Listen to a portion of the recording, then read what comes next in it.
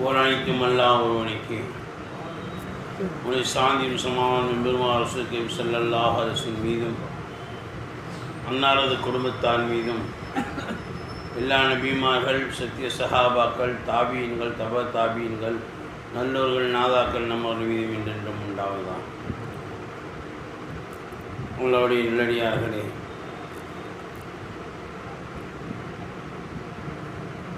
நாம் இந்த திக்ர் மஜ்லிஸை கலப்பதற்காக வந்துள்ளோம்.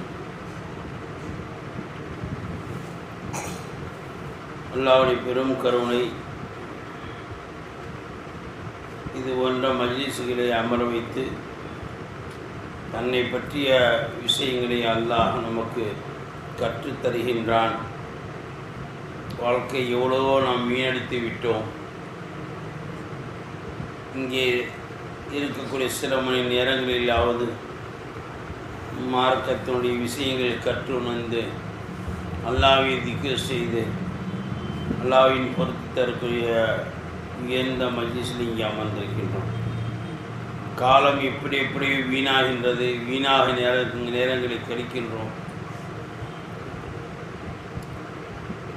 நாம் எல்லாம் ஈமான் கொண்ட மனிதர்கள், மறுமை உண்டு என்று நம்பிக்கை கொண்டவர்கள்.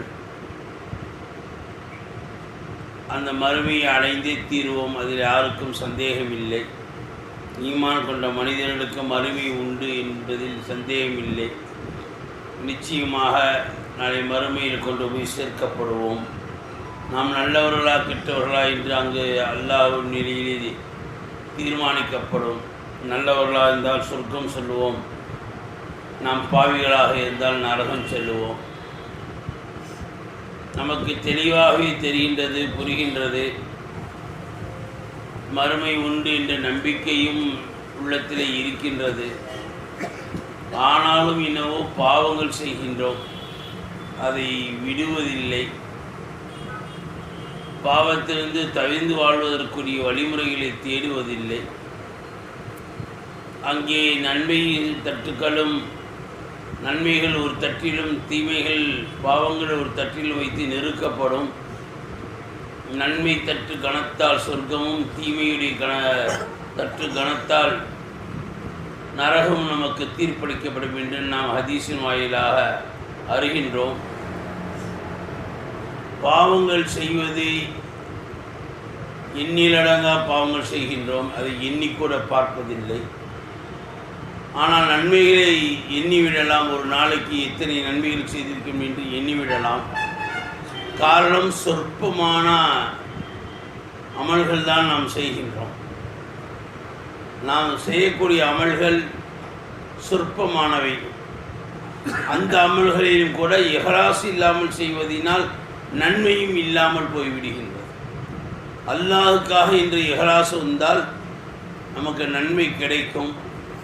அல்லாஹுக்காக இன்று இல்லாமல் மனிதனுடைய முகஸ்துதிக்காக நான் ஒரு நன்மையான காரியத்தை செய்தால் அந்த நன்மையும் போய்விடும்.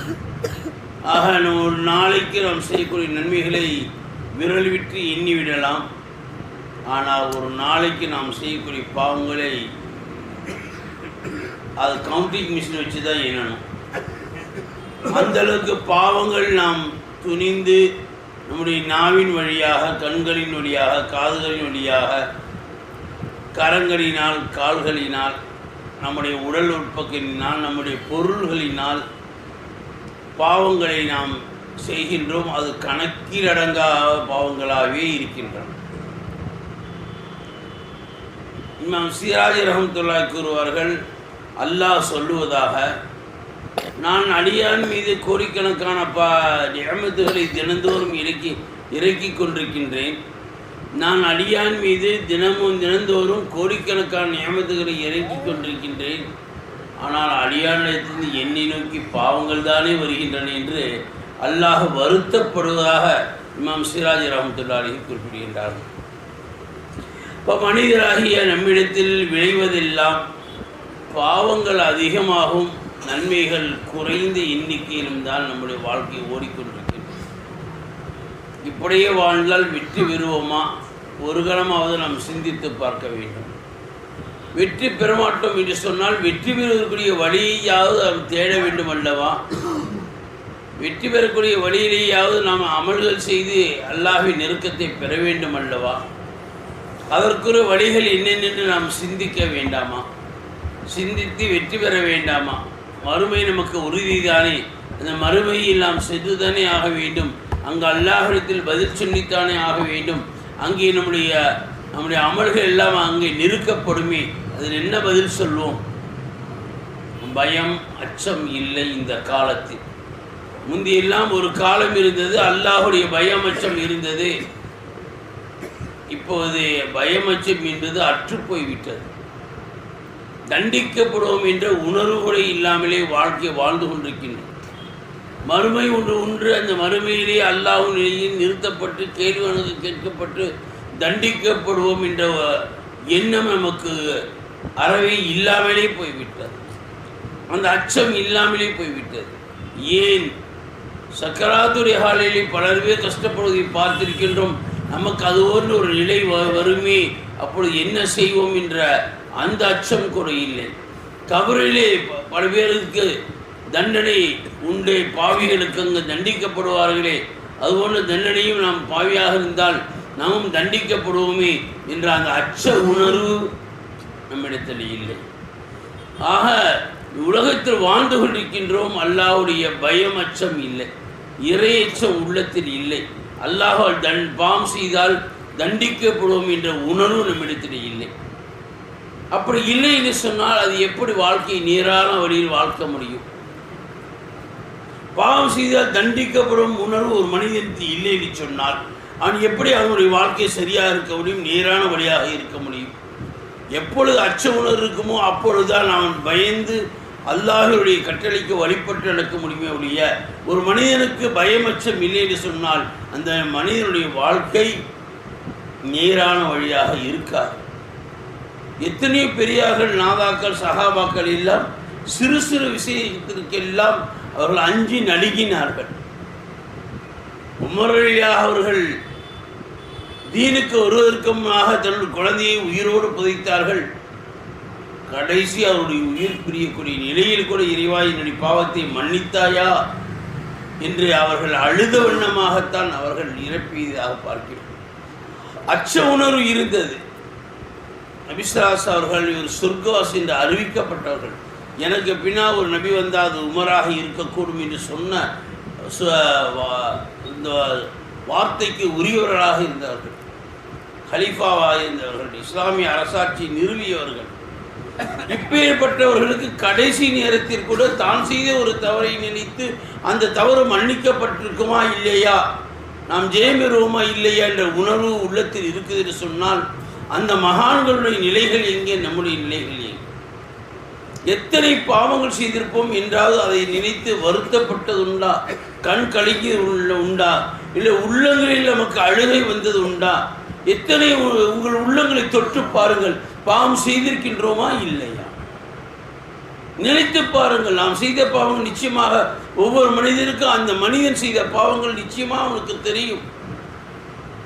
பிறருக்கு தெரியாமல் இருக்கலாம். நாம் மறைவாக செய்த பாவங்கள் நமக்கு தெரியாதான், நமக்கு ஞாபகம் இருக்காதான்? பாவங்கள் செய்திருப்பது நமக்கு ஞாபகம் இருக்கும் என்று சொன்னால் அதை நினைத்து என்றாவது வருத்தப்பட்டது உண்டா? அதற்காக கண் கலக்கியது உண்டா? அல்லாஹ்வுடைய மன்றத்திலே அழுதது உண்டா?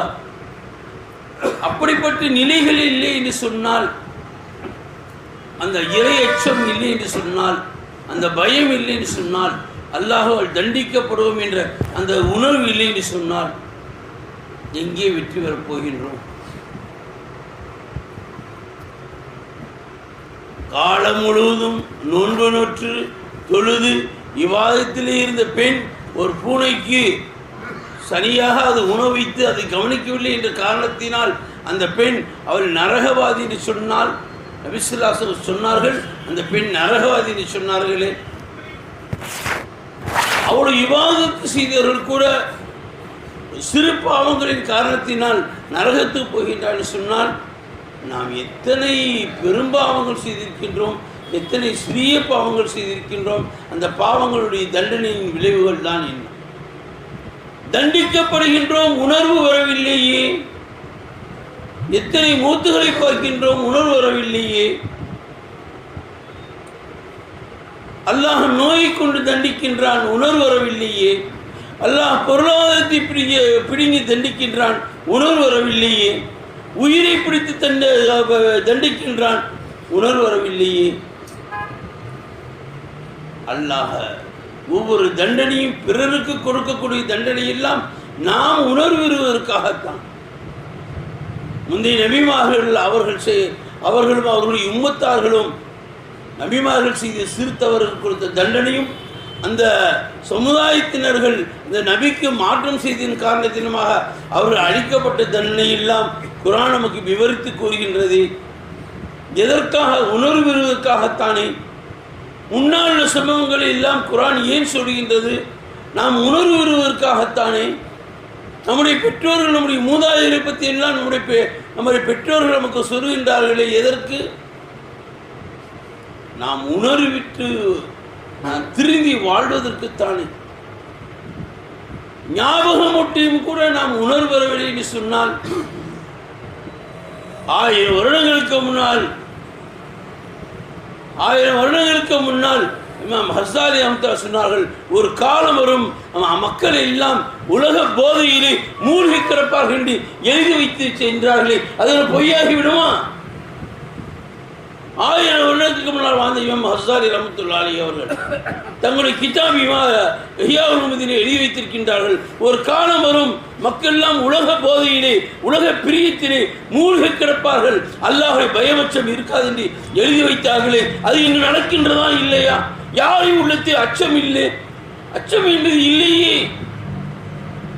பெரியவர்களிலிருந்து சிறியவர்கள் வரை அச்சம் என்பது உள்ளத்தில் இல்லாமல், ஆண்கள் பெண்கள் யாரிடத்திலும் அல்லாஹ்வுடைய இறைச்சம் இல்லாமல் பயம் இல்லாமல் தானே வாழ்ந்து கொண்டிருக்கின்றோம். தண்டிக்கப்படுவோம் என்ற உணர்வு இல்லையே.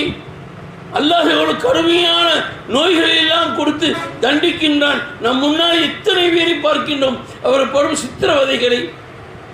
அவையெல்லாம் பார்த்தும் கூட உணர்வு வரவில்லையா? நம்ம என்ன செத்த பிணங்களா? உயிருள்ள மனிதர்கள் இல்லையா? அல்லாஹ் நம்மை இவ்வளவு கண்ணியத்தோடு மனிதனாக வாழ வைத்திருக்கின்றான், உம்மத்தனாக வாழ வைத்திருக்கின்றான், நமக்கு எவ்வளவு சலுகைகளை கொடுத்திருக்கின்றான், பிற உம்மத்துகளை விட மேன்மையாக வைத்திருக்கின்றான், எவ்வளவு சலுகைகளை கொடுத்திருக்கின்றான். இவ்வளவு கொடுத்தும் கூட இறையச்சம் வரவில்லை என்று சொன்னால் அவன் மனிதனே அல்ல. இறையச்சம் இல்லாத ஒரு கல்பு, அது உள்ளங்கள் செத்த கல்புகள் தான், உயிரற்ற கல்புகள் தான். அது உயிருள்ள கல்புகள் அல்ல. அல்லாஹ்வுடைய நினைவுகளே இல்லாத, அல்லாஹ்வை அச்சமே இல்லாத கல்புகள், அது உயிரற்ற கல்புகள். நாம் இந்த உலகத்திற்கு எதற்கு வந்தோம், நமக்கு ஏன் வந்தோம் என்று குர்ஆன் சொல்லுகிறது, எதற்கு வந்தோம் என்று குர்ஆன் சொல்லுகின்றது, ஏன் படைக்கப்பட்டோம் என்று குர்ஆன் சொல்லுகின்றது, இங்கே வந்து என்ன செய்ய வேண்டும் என்று குர்ஆன் பணிக்கின்றது, அப்படி செய்யவில்லை என்றால் என்ன தண்டனை உண்டு என்று குர்ஆன் சொல்லுகின்றது, அல்லாஹ்வுக்கு வணங்கவில்லை என்றால் என்ன தண்டனை, அல்லாஹ்வுடைய இறை கட்டளையை மீறி நடந்தால் என்ன தண்டனை, பெற்றோர்களுக்கு மாறு செய்தால் என்ன தண்டனை, மனைவிக்கு உள்ள கடமையை செய்யவில்லை என்ன தண்டனை, பிள்ளைகளுக்கு செய்ய வேண்டிய கடமையை செய்ய வேண்டியால் என்ன தண்டனை. அல்லாஹ் எல்லாவற்றையும் தனக்கு செய்ய வேண்டிய கடமைகள் குறைவு செய்தால் என்ன தண்டனை, தன்னுடைய அடியார்களுக்கு செய்ய வேண்டிய கடமைகளை குறை வைத்தால் என்ன தண்டனை. எல்லாமே நபி ஸல்லல்லாஹு அலைஹி வஸல்லம் அவர்கள் சுட்டி காட்டி, இந்த உலகத்திலும் தண்டனை உண்டு, கபரிலும் தண்டனை உண்டு, மறுமையிலும் தண்டனை உண்டு, அந்த தண்டனைகள் எப்படி நரகத்திலே ஒவ்வொரு பாவியலுக்கும் எப்படியெல்லாம் தண்டிக்கப்படுவார்கள் என்றெல்லாம் நபி ஸல்லல்லாஹு அலைஹி வஸல்லம் அவர்கள் சுட்டி காட்டியும் கூட அந்த தண்டனையை பற்றி அச்சமே இல்லாமல் வாழ்வது என்பது மரக்கட்டைக்கு ஒப்பானதல்லவா. மரக்கட்டைக்கு தான் உயிர் இல்லை, அதுபோன்று நாம் உயிர் இல்லாதவர்களா? உயிருள்ள மனிதர்களாக வாழ்ந்து கொண்டு இறைநினைவு இல்லாமல் இறையச்சம் இல்லாமல் வாழ்வது என்பது, சகோதரர்களே, உலகத்தில் எப்படி வேணால் வாழ்ந்து கொள்ளலாம், அதனால்தான் மறுமை உண்டு என்று நம்பிக்கையை ஆமன்து பில்லாஹி வ மலாயிகத்திஹி வ குதுபிஹி வ ரசூலிஹி வல் யௌமில் ஆஹிரி, மறுமை நாள் உண்டு என்று நான் நம்பிக்கை கொள்கின்றேன் என்று நம்பிக்கையே நம்முடைய ஆரம்ப நம்பிக்கை ஈமானை மறுமை பற்றி நம்பிக்கையை சொல்லிக் கொடுத்து விட்டுத்தான் கதிரிஹி வ சர்ரிஹி மினல்லாஹி தஆலா, நல்லது மற்றும் அல்லாஹ்விடத்தில் உண்டு என்று நாம் நம்பிக்கை வைப்பது எல்லாம் ஈமானை பற்றி என்று சொன்னால் நாம் மறுமையை மறந்துவிட்டு வாழ்வதா? காஃபிர்களுக்குத்தான் மறுமை இல்லை, மறுமை இருப்பது என்பதை அவன் ஒத்துக்கொள்ள மாட்டான், மீண்டும் எழுப்பப்படுவோம் என்பது ஒத்துக்கொள்ள மாட்டான். நாம் எரிக்கப்பட்டு விடுகிறோம், எப்படி மீண்டும் எழுப்பப்படுவோம் என்று கேள்வி கேட்பான். நாம் முஸ்லீம்கள் அல்லவா? மறுமையில் கேள்வி கேட்கப்படுவோம் என்று நாம் நம்பிக்கை கொண்டவர்கள் அல்லவா? பயமச்சு எங்கே போனது? ஏன் தவறுகள் செய்கின்றோம்? ஏன் பாவங்கள் செய்கின்றோம்? ஏன் அல்லாஹ்வுக்கு மாறு செய்கின்றோம்?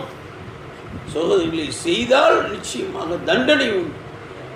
தண்டனை மறுமை வரை கூட அல்ல வைப்பதில்லை. இந்த உலகத்திலேயே அதுக்குரிய தண்டனைகளும் நிறைவேற்றப்படுகின்றன, மறுமையிலும் தண்டனை. நாம் அல்லாஹ்வை பயந்து வாழக்கூடியவர்களாகத்தான். அல் ஈமான் பைனல் ஹௌஃப வர் ரஸா என்பதாக ஹதீஸ் சொல்லுகின்றது. ஈமான் என்பது அல் யூல் ஈமான், ஈமான் என்பது பைனல் ஹௌஃப வர் ரஸா, அச்சத்திற்கும் ஆதரவிற்கும் இடையில் உள்ளது என்று நமக்கு கற்றுக் கொடுக்கப்படுகின்றது. நபி ஸல்லல்லாஹு அலைஹி வஸல்லம் கற்றுக் கொடுத்தார்கள். ஹதீஸ் சொல்லுகின்றது, ஒரு மனிதனிடத்தில் அல்லாஹ்வுடைய பயமும் வேண்டும், அல்லாஹ்வுடைய ஆதரவும் வேண்டும். அந்த பயமும் ஆதரவும் சேர்ந்ததுக்கு பெயர் தான் ஈமான். ஆனால் ஒன்று உண்டு, நம்ம என்ன சொர்க்கம் போயிடுவோன்ற அந்த நம்பிக்கை மட்டும் உண்டு. பயம் இங்கே ஒன்றை மட்டும் ஏற்றுக்கொண்டு ஒன்றை ஏற்றுக்கொள்ளவில்லை என்று சொன்னால் பயமும் ஆதரவும் இரண்டு சேர்ந்தது ஈமான் என்று ஹதீஸ் நமக்கு சொல்லிக் கொடுக்கின்றது. ஆக அல்லாஹ்வுடைய பயமற்றும் ஒரு மனிதனுக்கு இருந்தால்தான்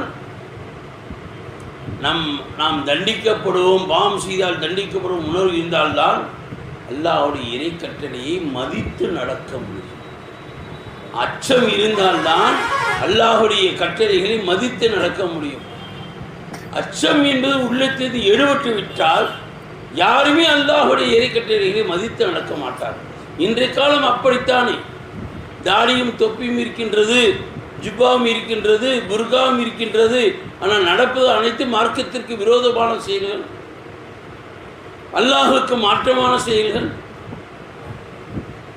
அல்லாஹ் உருவத்தை பார்ப்பதில்லை, உருவத்தை கொண்டு அல்லாஹ் எடை போடுவதில்லை. அல்லாஹுக்கு உருவம் ஒன்று முக்கியம் இல்லை. அல்லாஹ் உள்ளத்தை பார்க்கக்கூடியவன், ஒவ்வொரு எண்ணங்களையும் அல்லாஹ் பார்க்கக்கூடியவன், ஒவ்வொரு மனிதனுடைய எண்ணங்களையும் அல்லாஹ் பார்க்கக்கூடியவன். அவனுடைய எண்ணத்திலே அல்லாஹ்வுடைய நம்பிக்கை எந்த அளவு இருக்கிறது என்பதை அல்லாஹ் பார்க்கின்றான்.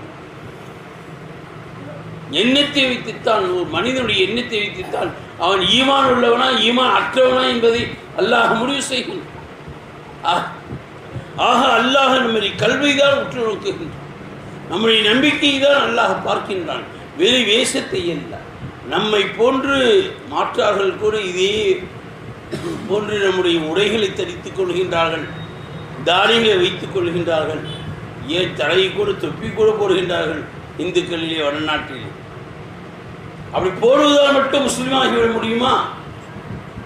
நம்மளுக்கு அல்லாஹுடைய பயமும் அச்சமும் இருந்தால்தான் முஸ்லீம் ஆக முடியும். அல்லாஹுடைய பயம் அச்சம் இல்லை என்றால் முஸ்லீம் ஆக முடியாது. அல்லாஹுடைய பயம் அச்சம் இல்லை என்றால் ஈமானே போய்விடும். அல்லாஹுடைய பயம் இல்லை என்று சொன்னால் ஈமான் போய்விடும். பயமும் ஆதரவும் இருந்தால்தான் ஈமான். ஆதரவு மட்டும் வைத்துக்கொண்டு பயம் இல்லை என்று சொன்னால் ஈமான் போய்விடும். இல்லை, பயந்து மட்டும் இருந்து கொண்டு அல்லாஹ் மீது ஆதரவு வைக்கவில்லை என்று சொன்னால் ஈமான் போய்விடும். இரண்டும் இருந்தால்தான் ஈமான். ஆக நாம் அல்லாஹ்வுடைய அச்சம் நம்மிடத்தில் வர வேண்டும். பொதுவாக நாம் ஈமானை பற்றியே புரிந்து கொள்வதில்லை.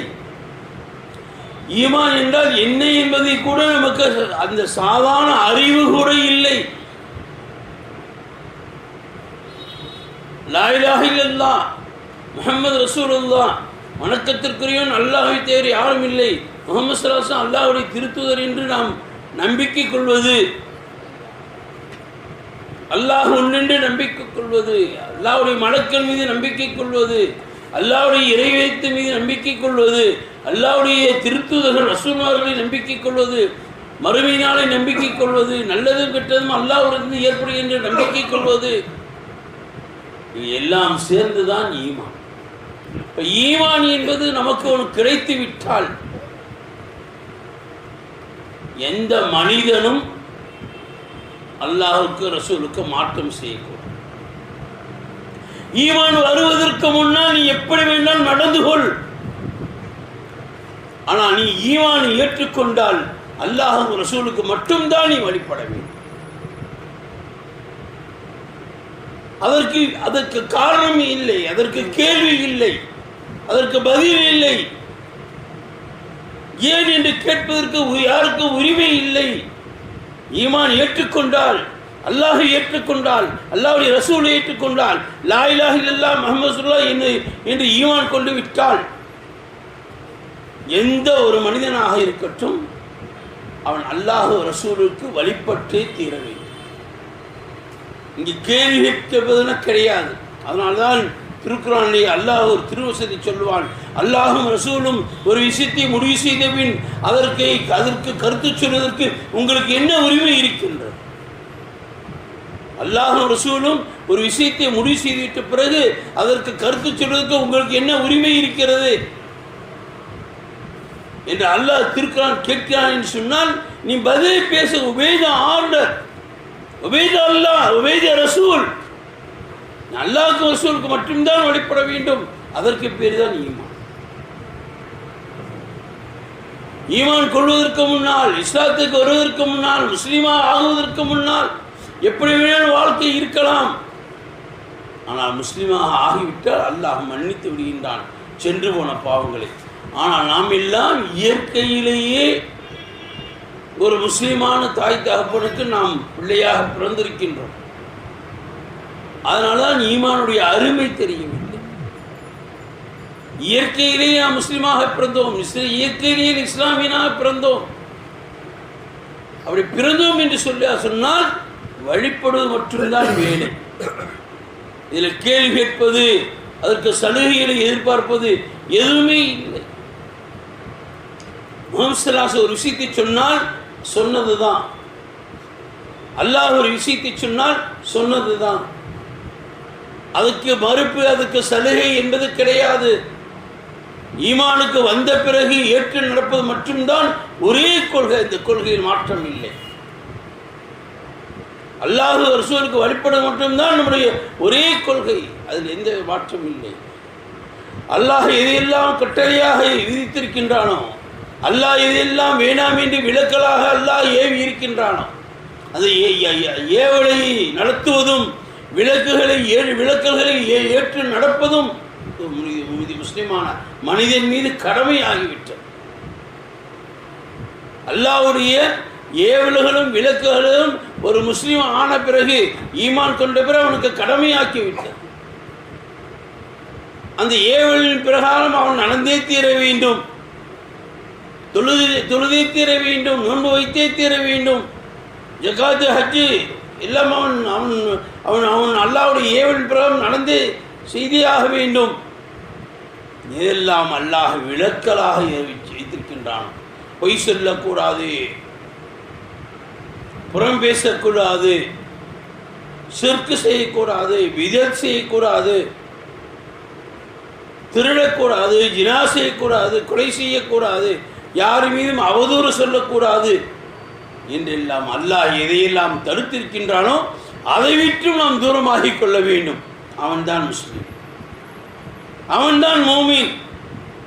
என்ன ஏவலோ அதை ஏற்று நடப்பதும், என்ன விலக்கலோ செய்யக்கூடாது என்று தடுத்திருக்கின்றானோ அதை விட்டு விலகிக் கொள்வதும், இதுதான் ஒரு முஸ்லீமுடைய தலையாய கொள்கை, கடமை. இதன் பிரகாரம் தான் வாழ்ந்தாக வேண்டும். நான் ஏவலுக்கு வழிபட மாட்டேன் என்று சொன்னால் காஃபிராகி விடுவான். அதே மாதிரி அல்லாஹ் எதை விலக்கல் என்று தடுத்திருக்கின்றானோ இல்லை நான் அப்படியே செய்வேன் அப்படின்னா அவனும் காஃபி ஆகிடும். நாம் ஈமானை புரிந்து கொள்ள வேண்டும். ஏவல்களுக்கு எந்த அளவு முக்கியத்துவம் கொடுக்கின்றோமோ அதே அளவு விலக்கல்களுக்கு முக்கியத்துவம் கொடுக்க வேண்டும். ஏவல்கள் எந்த அளவுக்கு நம்மீது கடமை என்பதை ஒப்புக்கொள்கின்றோமோ அதே அளவு விலக்கல்கள் நம்மீது கடமை என்பதை ஒப்புக்கொள்ள வேண்டும். ஒரு பக்கம் தொழுகை சரி என்று சொல்லி தொழுகை நாம் அல்லாஹ்வுக்கு வணங்குகின்றோம், நன்மை வைக்கின்றோம், நாம் ஜக்காத்து கொடுக்கின்றோம், குர்ஆன் ஓதுகின்றோம், நன்மையான காரியங்கள் செய்கின்றோம் என்று சொன்னால் அதே சமயத்தில் அல்லாஹ் எதையெல்லாம் வேண்டாம் என்று தடுத்திருக்கின்றான். அதையும் செய்யாமல் இருப்பதற்கு பேர் முஸ்லீம், ஈமான், மூமீன். அதை செய்யாமல் இருந்தால்தான் நாம் மூமீனாக இருக்க முடியும். செய்தால் காஃபிராகி விடுவான். அல்லாஹ்வுடைய விலக்கல்களை மீறி நடந்தால் காஃபிராகி விடுவான். காஃபிர் என்று சொன்னால் யார்? குஃபுர் என்று சொன்னால் என்ன? அல்லாஹ்வுடைய இறைக்கட்டளுக்கு மீறி நடப்பதற்கு பேர் குஃபுர். குஃப்ரியத் என்று சொன்னால் மறுப்பது என்பது என்று அர்த்தம். நாம் இதை கூட நம்ம விளங்காமல் தான் வாழ்ந்து கொண்டிருக்கின்றோம். குஃபுர் என்று சொன்னால் மறுப்பது என்பது அர்த்தம். மறுப்பது எதை மறுக்கின்றாய்? அல்லாஹ்வுடைய விலக்கல்களை நீ மறுத்து நடந்தால் அதற்கு பேர் குஃப்ர். அதேபோல் அல்லாஹ்வுடைய ஏவல்களை நீ ஏற்று நடக்காமல் மறுத்து நடந்தால் அதற்கு பேர் குஃப்ர். ஒரு மனிதன் அல்லாஹ்வுடைய ஏவல்களை மதித்து நடக்காமல் விலக்கல்களை விட்டு அவன் விலகி நடக்காமல் இருந்தால் அவன் குஃப்ரியத்துக்கு சென்று விட்டான், காஃபிராகி விட்டான். அது ஈமானின் அடிப்படையே நம்ம புரிந்து கொள்ளாமல் வாழ்ந்து கொண்டிருக்கின்றோம். நம்பிக்கையே இன்னும் விளங்காமல் வாழ்ந்து கொண்டிருக்கின்றோம். அல்லாஹ்வுடைய நம்பிக்கை ஏற்பட்ட பிறகு அதற்கு வழிபடுவது மட்டும்தான் நம்முடைய ஒரே வேலை. அதுதான் நம்முடைய கொள்கை. லா இலாஹ இல்லல்லாஹ், வணக்கத்திற்குரியவன் அல்லாஹ் என்று நீங்கள் உங்கள் நாவால் உங்களுடைய உள்ளத்தால் நீங்கள் சொல்லிவிட்டால் அல்லாஹுக்கு மட்டும்தான் வழிபட வேண்டும். அல்லாஹ்வுடைய ஏவல்களுக்கு வழிபட்டே தெரிவிங்கள். அல்லாஹ்வுடைய விலக்கலை விட்டு நீங்கள் நீங்கி வாழ்ந்தே ஆக வேண்டும். அப்பொழுதுதான் நீங்கள் லா இலாஹ இல்லல்லாஹ் சொன்னதற்கு அர்த்தம். இதோ நாவால் சொல்லிட்டு நான் அப்படின்னா நடக்க முடியாது அப்படின்னு சொன்னால் அதற்கு பேர் குஃப்ர், இறை மறுப்பு. இறைவனுடைய ஏவலை மறுத்ததாக அர்த்தம். இறைவனையே மறுத்ததாக அர்த்தம். இறைவனுடைய ஏவல்களை நாம் மறுத்தால் இறைவனையே மறுத்ததாகத்தானே அர்த்தம். நாம் ஒரு வேலையை ஏவுகின்றோம், மனைவி அவள் செய்யவில்லை என்று சொன்னால் நாம் ஏன் கோபப்படுகின்றோம்? தன்னுடைய ஏவலை அவள் மறுக்கின்றாள் என்றால் என்னை அவள் ஏற்றுக்கொள்ளவில்லை என்றுதானே அர்த்தம். எப்படி எடுத்துக்கொள்வீர்கள் நீங்கள்? உங்களுடைய மனைவி நீங்கள் ஒரு ஏவுவதை அவள் ஏற்றுக்கொள்ளவில்லை என்று சொன்னால் சரின்னு விட்டுருவீங்களா? என்ன சொல்லுவீங்க?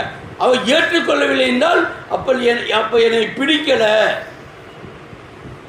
அப்ப நான் சொல்வதற்கு அவள் வழிபட தயாராக இல்லை என்றுதானே அர்த்தம். அப்படி அந்த மாதிரி நிலை வந்தால் என்ன செய்வோம்?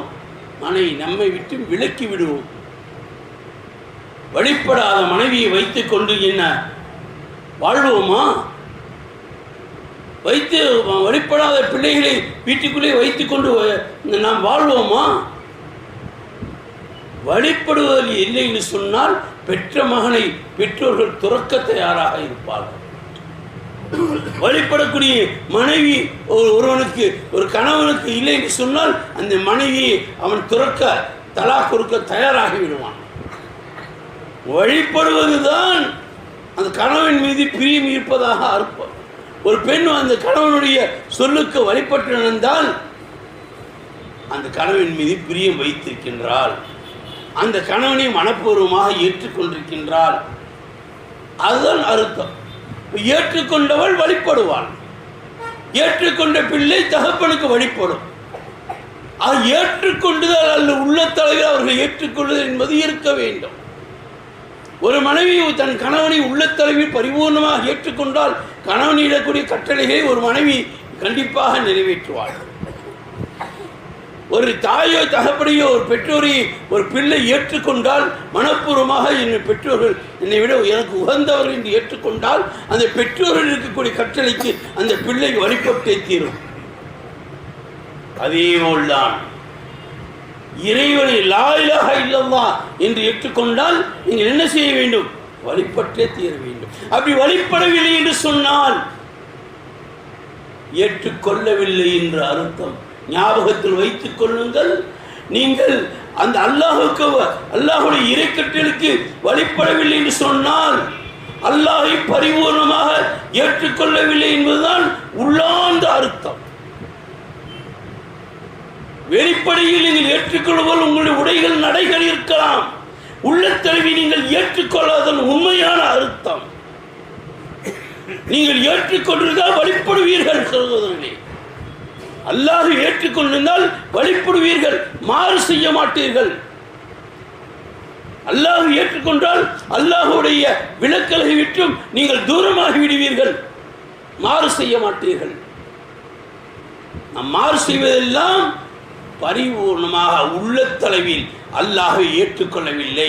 பரிபூர்ண ஈமான் உள்ளத்தளவில் அந்த மனிதனுக்கு ஏற்படவில்லை, உள்ளத்தளவிலே ஏற்படவில்லை. உன்னுடைய செயல்கள் எப்படி இருக்கும்? அது போலிதானே. அந்த செயல்கள் எல்லாம் போலிதானே. நடப்பதும் ஹஜ்ஜுக்கு செல்வதும் தொழுவதும் எல்லாம் போலித்தனம் தானே. சகோதரர்களை ஏற்றுக்கொண்டால் ஏற்றுக்கொண்ட பிரகாரம் வழிபட வேண்டும். அல்லாஹிற்கு வழிபடுவதில் கொண்டுதான் அல்லாஹை பரிபூர்ணமாக உள்ளார்ந்த நெஞ்சத்தோடு உள்ளன்போடு அல்லாஹை ஏற்றுக்கொண்டிருக்கிறோம் என்பதற்குள்ள அர்த்தம். அதனால் நாம் ரசூலையும் அதே போல்தான். ரசூலை ஏற்றுக்கொண்டதற்கு அர்த்தம் என்று என்ன சொன்னால், ரசூலுடைய வாழ்க்கையை முழுமையாக வாழ்க்கையில் பின்பற்றி இருக்க வேண்டும். ரசூலுடைய எல்லா விஷயங்களும் உங்கள் வாழ்க்கையை உங்களுடைய வாழ்க்கையை கொண்டு வர வேண்டும். அப்பொழுதுதான் நீங்கள் ரசூலை முழுமையாக ஏற்றுக்கொண்டீர்கள் என்பதாக அர்த்தம்.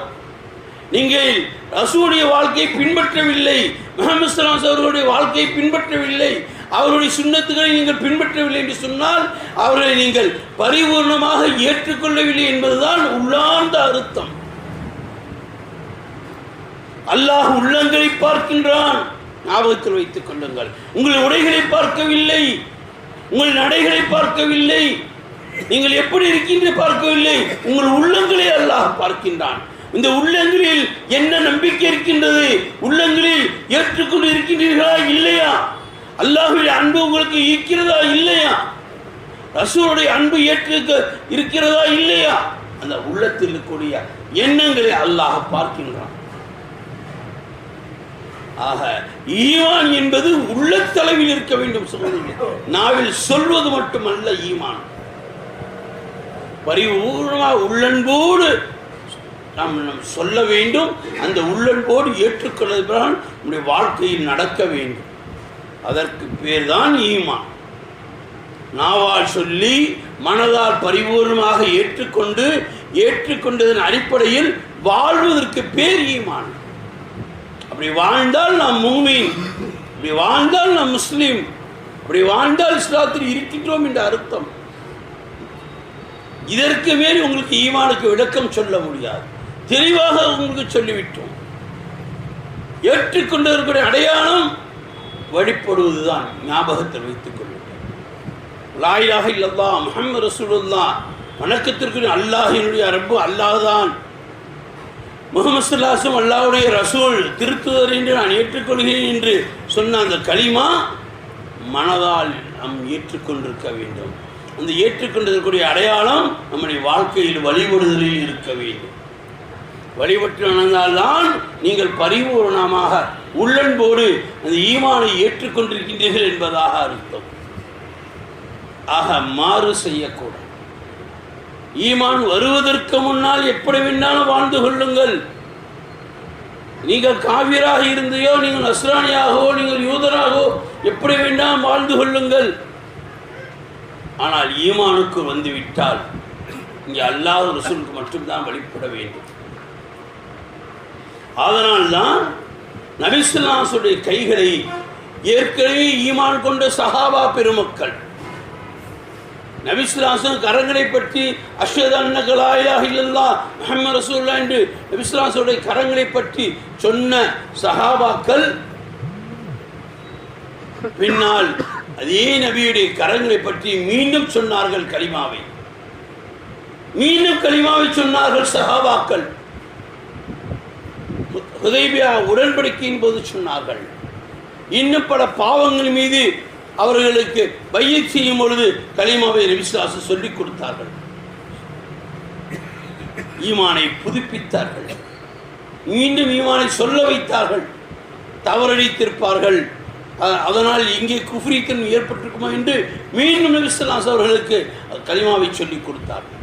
ஹுதைபியா உடன்படிக்கும் போது கலிமாவை சொல்லிக் கொடுத்த பிறகுதான் நபிஸ்லாசம் நான் அல்லாஹ்வுக்கு ரசூலும் வழிபடுகிறேன் என்று நீங்கள் வாக்குறுதி கொடுங்கள் என்று அவர்களுக்கு வாக்குறுதி வாங்கினார்கள், பையத் வாங்கினார்கள்.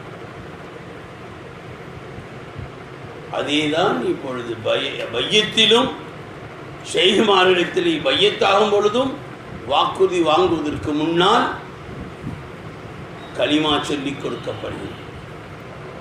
பையத் வாங்குவதற்கு முன்னால் கலிமா சொல்லிக் ஏன் கலிமா சொல்லிக் கொடுக்கப்படுகின்றது?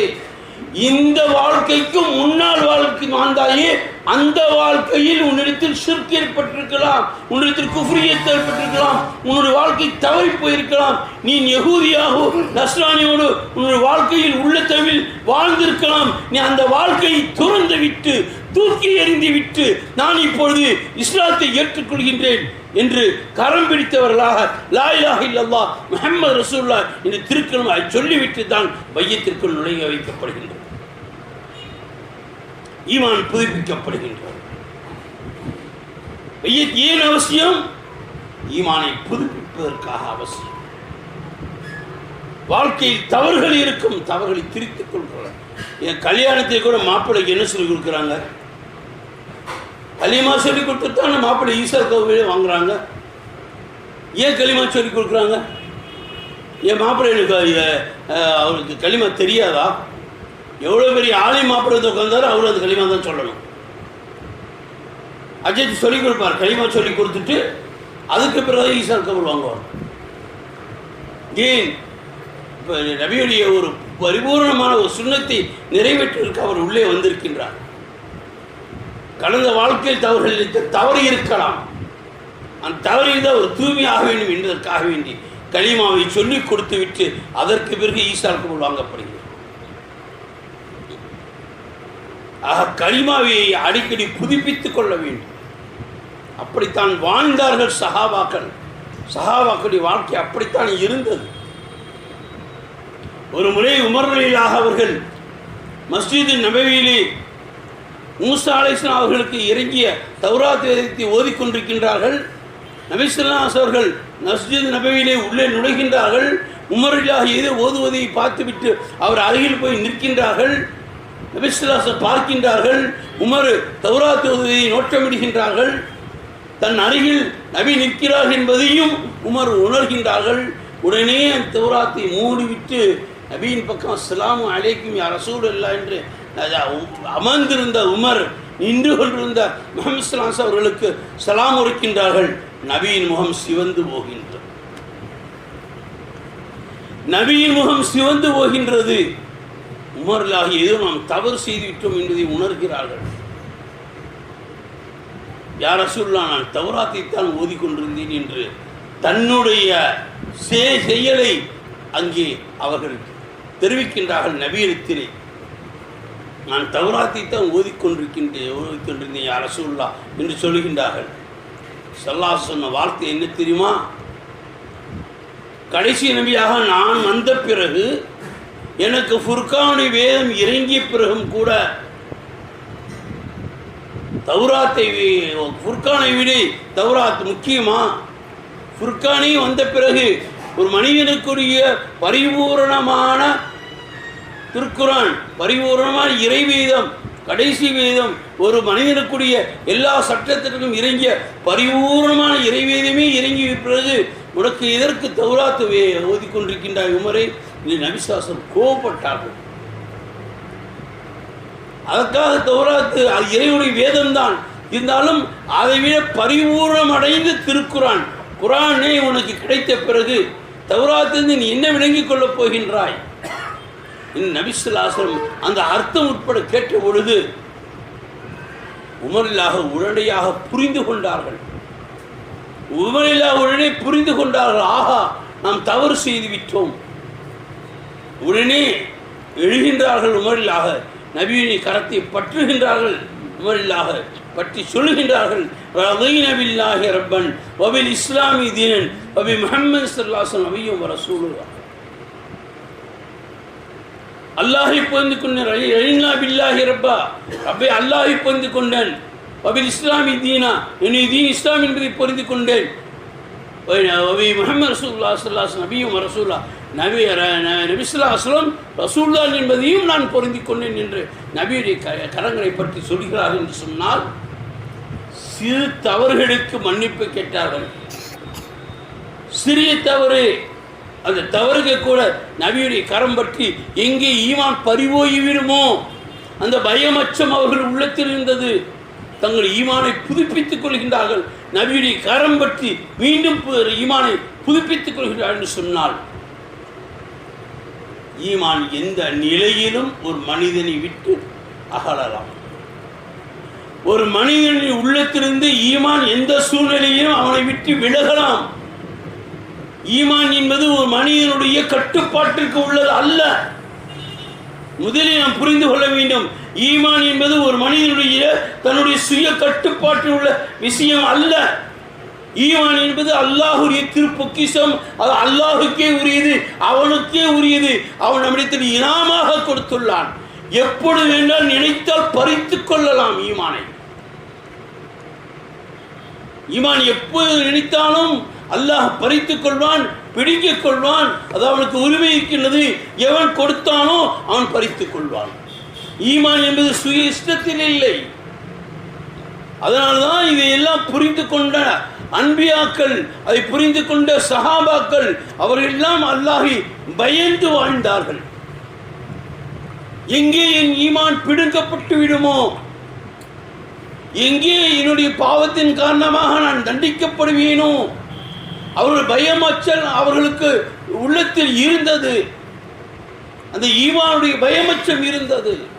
தான் தண்டிக்கப்படுவேன், தன்னுடைய ஈமான் எங்கே போய்விடுமோ என்றெல்லாம் பயந்தவராக வாழ்ந்து கொண்டிருந்தார்கள் அன்பியாக்கள்,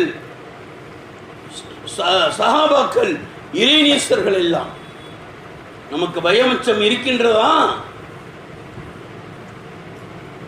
ஈமான் போய்விடுமே என்ற பயமச்சம் இருக்கின்றதா? எத்தனை தவறுகள் செய்கின்றோம். துணி திசையை விட்டு மரக்கட்டை போல் இருக்கின்றோம். பாவங்கள் செய்துவிட்டு ஒரு மரக்கட்டையை போல் இருக்கின்றோம். உணர்வுள்ள மனிதனாக இருக்க வேண்டாமா? பாவம்தான் ஏற்பட்டு விட்டது. பாவத்திற்கு அல்லாஹ்விடத்தில் பரிகாரம் தர வேண்டாமா? அல்லாஹ்விடத்தில் மன்னிப்பு தர வேண்டாமா? அழுக வேண்டாமா? நெஞ்சங்கள் அழுக வேண்டாமா? கண்கள் அழுக வேண்டாமா? சகோதரர்களே, பயமச்சம் ஒரு மனிதனுக்கு இல்லை என்று சொன்னால் அவன் அல்லாஹ்வுடைய இறை கட்டளைகளை எந்த சூழ்நிலையும் மீறி நடப்பான். ஒரு மனிதனுக்கு அல்லாஹ்வுடைய பயமச்சம் கல்வியில் இல்லை என்று சொன்னால் எந்த சூழ்நிலையும் அல்லாஹ்வுடைய இறை கட்டளை மீறி நடக்க துணிவான். சகோதரர்களை ஞாபகம் வைத்துக் கொள்ளுங்கள். எத்தனையோ பெருமக்களை நான் பார்த்திருக்கின்றேன். நான் ஈமான் என்று ஈமான்தாரி என்று மாறுதட்டி கொண்டவர்களை நான் பார்த்திருக்கின்றேன். வெளியிலே அவர்கள் ஈமானுடைய மனிதர்களாக அவர்களுடைய செயல்கள், அவருடைய அமல்களை கொண்டு இவர் ஈமான்தாரி என்று நம்பும் அளவிற்கு வாழ்ந்தவர்களை பார்த்திருக்கின்றோம். ஆனால் அவருடைய அந்தரங்க வாழ்க்கையில் பாவங்கள் நிகழ்வதையும் பார்த்திருக்கின்றோம். ஏன் இந்த காரணம்? பாவம் ஏன் நிகழ்கின்றது? பாவம் ஏன் ஏற்படுகின்றது? அவர் பார்த்தால் அவர் ஈமான்தாரியாக இருக்கின்றார்கள், ஹஜ் செய்தவராக இருக்கின்றார்கள், ஜமாத்தில் போனவராக இருக்கின்றார்கள், பெரிய சூஃபியோடு இருக்கின்றார்கள். ஏன் பாவம் ஏற்படுகின்றது? ஏன் ஹராமான பாவங்கள் ஏற்படுகின்றது? அவருடைய வாழ்க்கையில் என்ன காரணம்? உள்ளத்தில் அச்சம் இல்லை. வெளியில் ஈமான்தாரி ஒரு வேடம். அதைத்தான் குலிஸ்தானிலே மஸ்னவியிலே கேட்பார்கள் இமாம் ரூமி ரஹ்மத்துல்லாஹி அவர்கள். நான் பார்க்கின்றேன் இந்த மனிதர்களை, இவர்கள் எல்லாம் பசுத்தோல் போத்திய வேங்கைகள் என்று சொல்வார்கள். நாம் பார்க்கின்ற மனிதர்கள் எல்லாம் எப்படி இருக்கின்றார்கள் என்று சொன்னால் பசுத்தோல் போத்திய வேங்கைகள். நான் இப்படி பேச நினைக்காதீங்க, எல்லாம் நான் சொல்ற ஆதாரம் பூரா கிதாபில் வச்சு தான் ஆதாரத்தோடு பேசுகிறேன். இமாம் ரூமி ரஹ்மத்துல்லாஹி மஸ்னவியில் கேட்குறாங்க, நான் பார்க்கின்றேன் இந்த மக்கள் இருப்பதெல்லாம் பசுத்தோல் போத்திய வேங்கைகளாகவே இருப்பதை நான் பார்க்கின்றேன் என்று இமாம் ரூமி ரஹ்மத்துல்லாஹி அவர்கள் மஸ்னவியிலே எழுதுகின்றார்கள். அது என்னங்க பசுத்தோல் போத்திய வேங்கை? பாதி பேர்த்துக்கு புரிஞ்சிருக்கும், அறிவுள்ளவங்களுக்கு புரியும், சில பேர் அறிவில்லாதவங்களுக்கு புரியவே புரியாது. பசு பார்க்கறதுக்கு சாதுவான ஒரு கால்நடை, சாதுவான மிருகம். ஆனால் வேங்கை பார்ப்பதற்கே கொடூரமான வேங்கை. ஆனால் இவனுடைய வெளி செயல்கள் எல்லாம் பசுவை போல், இவனுடைய வெளி செயல்கள் எல்லாம் பசுவை போல், இவனுடைய அந்தரங்கம் எல்லாம் இவன் வேங்கையை போல். வெளி உடை நடை மட்டும் பெரிய சூஃபியை போல், நல்லவனை போல், ஈமான்தாரியை போல், இவனுடைய அந்தரங்கம் எல்லாம் கொடூரமான அந்த சூதுவாது நிறைந்த கொடூர வேங்கையை போல் என்பதாக மஸ்னவியிலே ஹஜ்ரத் ரூமி ரஹ்மத்துல்லாஹி எழுதுகின்றார் என்று சொன்னால் நம்முடைய நிலைமைகளை வைத்துத்தான் அவர் அப்படி எழுதுகின்றார். இஸ்லாம் என்ன சொல்லுகிறது என்று சொன்னால், குர்ஆன் என்ன சொல்லுகிறது என்று சொன்னால், அல்லாஹ் தன்னை பற்றி சொல்லும்போது ஹுவல் அவ்வலு வல் லாஹிரு வல் பாத்தினு, அல்லாஹ் தன்னை பற்றி குர்ஆனிலே தெளிவுபடுத்துவான். நான் ஆரம்பமாகவும் இருக்கின்றேன், முடிவாகவும் இருக்கின்றேன், நான் வெளிப்படையாக இருக்கின்றேன், நான் மறைவாகவும் இருக்கின்றேன் என்று அல்லாஹ் திருக்குர்ஆனை தன்னை பற்றி அல்லாஹ் விளம்பரப்படுத்துவான். ஹுவல் அவ்வலு வல் லாஹிரு வல் லாஹிரு வல் பாத்தினு என்பதாக அல்லாஹ் தன்னை விரும்பப்படுத்தும். இஸ்லாம் என்பது சும்மா வெளிப்படை மட்டும் அல்ல. இஸ்லாம் என்பது வெளிப்படை மட்டுமல்ல. ஈமான் என்பது வெளிப்படை மட்டுமல்ல. ஈமான் இஸ்லாம் எல்லாமே அவனுடைய வெளிப்படையும் அவனுடைய அந்தரங்கம் கலந்தது. வெளிப்படையான வாழ்க்கையும் அந்தரங்கமான அவனுடைய உள்ளமும் கலந்ததுக்கு பேர் தான் இஸ்லாம். வல்லாஹிரு வல்பாத்தினும், வெளிப்படையானதும் அந்தரங்கமானமான அல்லாஹ் இருக்கிறேன்னு சொன்னானே, அவனுடைய திருக்குறள் அமைந்துதான் இஸ்லாம், அவனால் வெளியாக்கப்பட்டதுதான் இஸ்லாம். இப்போ ஒரு மனிதனை பொறுத்தளவு வெளிப்படையிலும் எப்படி அவன் ஈமான்தாரியாக தன்னை வெளிப்படுத்திக் கொள்கின்றானோ, அவனை உள்ளத்தளவிலும் அவன் ஈமான்தாரியாக இருக்க வேண்டும். அதனால்தான் ஈமானை பற்றி சொல்லும் பொழுது உங்கள் நாவிலும் உங்கள் மனதார உங்கள் உள்ளத்திலும் நீங்கள் ஈமானை ஏற்றுக்கொள்ள வேண்டும். உள்ளம் என்பது வெளிப்படையானதா? அது மறைவானது. நாவு வெளிப்படையானது, உள்ளம் மறைவானது. இப்போ மறைவான விஷயத்திலும் அல்லாஹை ஈமான் கொள்ள வேண்டும், வெளிப்படையான விஷயத்திலும் அல்லாஹை ஈமான் கொள்ள வேண்டும். இஸ்லாம் என்பது மறைவான விஷயத்திலும் வெளிப்படையான விஷயம் இரண்டும் கலந்ததற்கு பெயர் தான் இஸ்லாம். அது ஒரு முஸ்லீம் என்பவன் அவன் வெளிப்படையான கோலத்திலும் அவன் அந்தரங்கத்திலும் அவன் ஈமான் பலமுள்ளதாக இருக்க வேண்டும். அவனுடைய அந்தரங்கத்திலும் அவன் பலமுடையவனாக இருக்க வேண்டும். அவனுடைய நம்பிக்கை மறைவான அனைத்து விஷயங்களிலும் அல்லாஹ் மீது அவன் நம்பிக்கை கொண்டவனாக இருக்க வேண்டும். வெளிரங்கத்தில் எப்படி நாம் தொழுகை சில நல்ல விஷயங்களை கொண்டு நாம் ஈமான்தாரியாக நம்மை வெளிக்காட்டுகின்றோமோ, அதேபோல உள்ளத்தளவிலும் அல்லாஹை நம்பும் விஷயத்திலும் நாம் கல்வளவிலும் அல்லாஹை ஏற்றுக்கொண்டவர்களாக இருக்க வேண்டும். அப்படி இருந்தால்தான் சூது வாது உள்ளத்தளவில் இருக்கக்கூடிய எல்லா ஹசதுகள், ஏமாற்றுதல், புறம்பேசுதல், பொய் சொல்லுதல், உள்ளம் சம்பந்தப்பட்ட கெட்ட விஷயங்கள் அனைத்தும் ஏற்படாது. நம்பிக்கை உள்ளத்தில் வந்துவிட்டால் நம்பிக்கை, அல்லாஹை பற்றிய நம்பிக்கை உள்ளத்தளவில் வந்துவிட்டால் அவன் உள்ளத்திலே அந்த நஃப்ஸுக்கும் சைத்தானுக்கும் வேலை இல்லை, அது தூக்கி எறியப்படும். நஃப்ஸும் சைத்தானும் உள்ளத்திலே தூக்கி எறியப்படும். அந்த கல்வியிலே அல்லாஹை தவிர வேறொன்றுக்கும் வேலை இல்லை என்ற பொழுது அது ரெண்டும் அங்கே இயங்குவதற்கு வேலை இல்லை.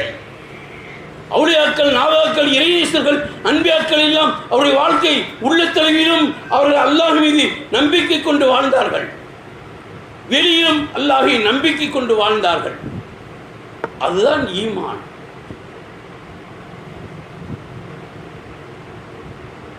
அன்கபூத்னு ஒரு சூரா வருது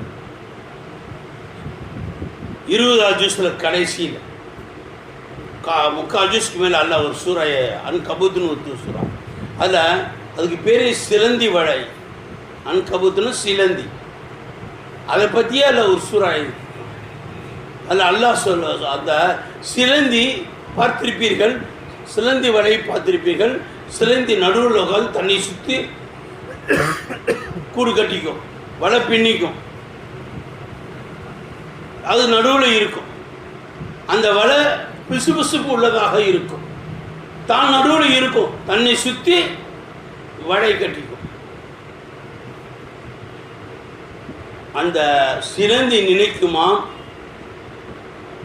நான் உறுதியான கோட்டைக்குள் இருக்கின்றேன், நான் உறுதியான கோட்டைக்குள் இருக்கின்றேன், நான் நடுவில் இருக்கிறேன், என்னை சுற்றி வலை பின்னப்பட்டிருக்கின்றது, எந்த இதுவும் என்னை டச் பண்ண முடியாது, நான் அவ்வளோ உறுதியான கோட்டைக்குள் இருந்து கொண்டிருக்கின்றேன். இன்னித்தில் வரக்கூடிய எந்த பூச்சிகளாக இருந்தாலும் என் வலையில் சிக்கித்தான் தீர வேண்டும், அது எனக்கு உணவாக அதை அகப்பட்டுத்தான் ஆக வேண்டும் என்று அந்த சிலந்தி வலை நான் கூடு கட்டிக் கொள்ளுமா.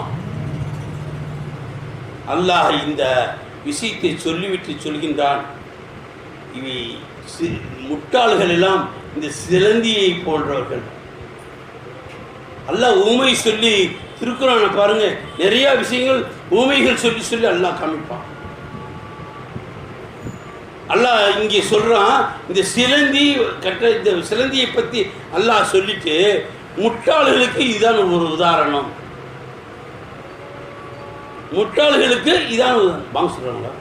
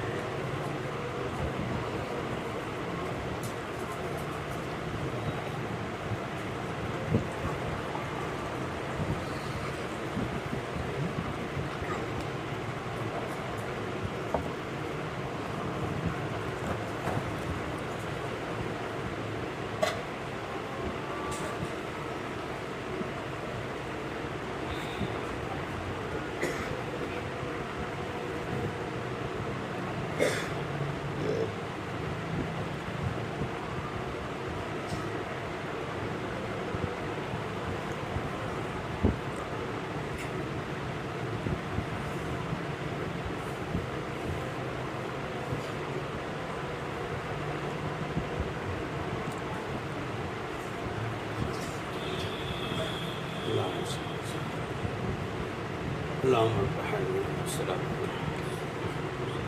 من فضيلة وانظر لهذا الشكر.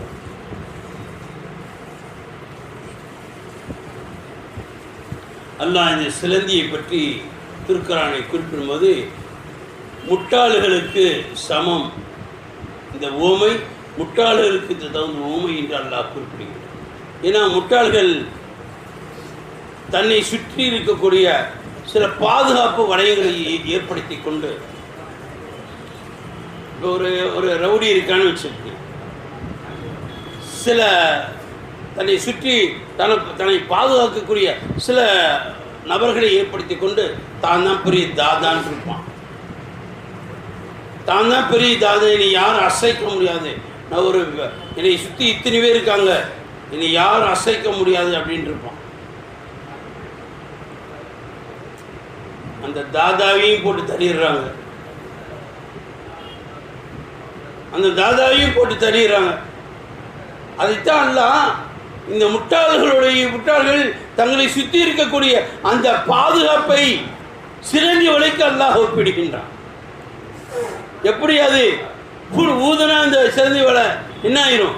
அழிஞ்சு போயிடும். அதுக்கு எதேனும் ஒரு உறுதி இருக்குதா? ஒரு ஈக்குச்சியில் சுத்தமாக முடிஞ்சு போச்சு, அது அழிஞ்சு போயிடும், அந்த வலையும் அழிஞ்சு போயிடும். ஆனால் அந்த சிலந்தி நினைக்குமா, நான் எவ்வளோ பெரிய கோட்டைக்குள்ளே உட்காந்துருக்கேன் தெரியுமா, நான் எவ்வளோ பெரிய பாதுகாப்போடு இருந்திருக்கேன் தெரியுமா, என்னை சுற்றி இப்படி வலைகள் பின்னப்பட்டிருக்கின்றது, வேறு பூச்சிகள் வந்தால் இது மாட்டிக்கொள்ளும், எனக்கு உணவாக அமையும், நான் மிகப்பெரிய பாதுகாப்பு இருக்கின்றேன் என்று அந்த சிலந்தி நினைத்துக் கொள்ளுமா. அதுபோல தான் சில மனிதர்கள் தன்னை சுற்றி சில பாதுகாப்பை ஏற்படுத்தி கொண்டு தான் ஒரு பெரிய ஒரு பாதுகாவலன் என்று தன்னை நினைத்துக் கொள்கிறார் என்று அல்லாஹ் அந்த திரு ஆயத்திலே சொல்லிவிட்டு தன்னுடைய நபிமார்களுடைய வாழ்க்கை எப்படி என்று அல்லாஹ் குறிப்பிடுகின்றான். எல்லா விஷயங்களுக்கும் நபிமார்களும் சரி, அவுலியாக்களும் சரி, அல்லாஹ்விடத்திலே பாதுகாப்பு தேடக்கூடியவர்களாக இருந்தார்கள். எல்லாருமே அல்லாஹ்விடத்திலே பாதுகாப்பு தேடக்கூடியவர்களாக இருந்தார்கள். அல்லாஹுடைய பாதுகாவல் ஒன்றுதான் உயர்ந்த பாதுகாப்பு என்பதை அவர்கள் நம்பிக்கை கொண்டவர்களாக இருந்தார்கள். நாம் நம்மளை சுற்றி சில பாதுகாப்பை ஏற்படுத்தி கொண்டு பூட்டிட்டோம்னா வீட்டுக்குள்ளே திருட முடியாதுன்னு சொல்லிட்டு நம்ம நம்பிக்கை, அந்த பூட்டையும் உடைக்கிறதுக்கு ஒரு திருட வருவோம். பூட்டிட்டு உள்ளே போய் படுத்துக்குவோம், நல்ல கெட்டியான பூட்டியிருக்கோம், கோட்ரேஜ் போட்டு அதை உடைக்க முடியாது நம்பிக்கையில் நாம் போய் தூங்குவோம், அதையே உடைச்சிட்டு உள்ளே வந்துடுவோம். நாம் பலகீனமானவர்கள், பொருள்களின் மீது நம்பிக்கை கொண்டவர்கள். இந்த பொருள் என்னை பாதுகாக்கும் என்ற அற்பத்தனமான நம்பிக்கை கொண்டவர்கள் நாம். அல்லாஹ் சொல்கிறான், நீங்கள் படைப்பினங்களை கொண்டு நம்பிக்கை கொள்ளாதீங்க. அல்லாஹ் சொல்கிறான், நீங்கள் படைப்பினை கொண்டு நம்பிக்கை கொள்ளாதீங்க, நீங்கள் நம்பிக்கை கொள்வதெல்லாம் அல்லாஹின் மீது நம்பிக்கை வைத்து நீங்கள் செயல்படுங்கள், அப்பொழுதுதான் உங்களுக்கு ஈமான் பலப்படும். அல்லாஹ் மீது நம்பிக்கை கொண்டு நீங்கள் வாழ்ந்தால்தான் நீங்கள் என்னை நம்பி வாழ்கிறீர்கள் என்பதாக அர்த்தம் என்று சொல்லிவிட்டு சில சம்பவங்களை அல்லாஹ் ஏற்படுத்தி வைத்திருக்கின்றார். அது மூசா அலைஹிஸ்ஸலாம் அவர்கள் ஒருமுறை அவர்களுக்கு வயிற்று வலி ஏற்பட்டது. ஒன்று அல்லாஹ் அடுத்து பார்த்தாங்க, வலி தாங்க முடியல. அவங்க அல்லாஹ்கிட்ட பேசக்கூடிய நபியாக இருந்தாங்களே, அதனால் அல்லாஹ்கிட்ட கேட்டாங்க, யாருந்தான் எனக்கு வயிற்று வலியாக இருக்குது, எனக்கு ஒரு வழியை சொல்லு, என்னால் தாங்க முடியல. நாங்கள் மூசா அல்லாஹ் சொன்னால், இந்த காட்டுக்கு போ, இந்த இடத்துல இது மாதிரி ஒரு செடி இருக்கின்றது, அந்த செடியை பறித்து அந்த இலைகளை நீ சாப்பிட்டுக்கொள், வயிற்று வலி சரியாக போயிடும்ன்றான் அல்லாஹ்.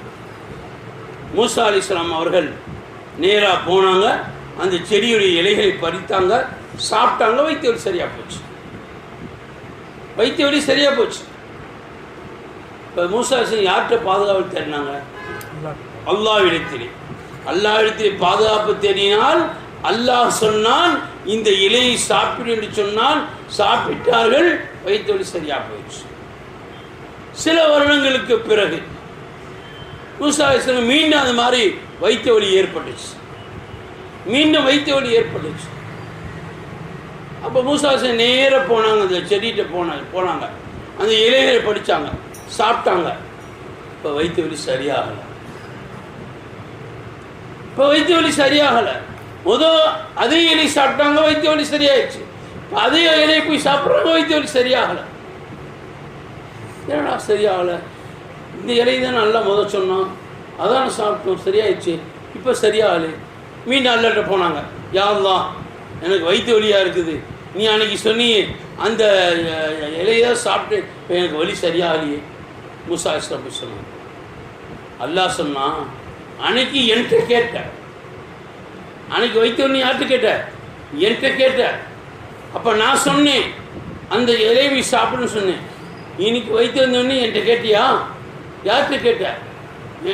நீ அறிவு கொண்டு நேராக போனால் அந்த இலையை பறித்து சாப்பிட்ட. என்னை கேட்டிருந்தா நான் சொல்லி இருந்தேன்னா அந்த இப்போ அந்த வயிற்று வலி சரியாக இருக்கும். என்கிட்ட கேட்கல, நீயா போன. அல்லாஹ் சொன்னா எந்த வஸ்துக்கும் சக்தி இல்லை, எந்த வஸ்துக்கும்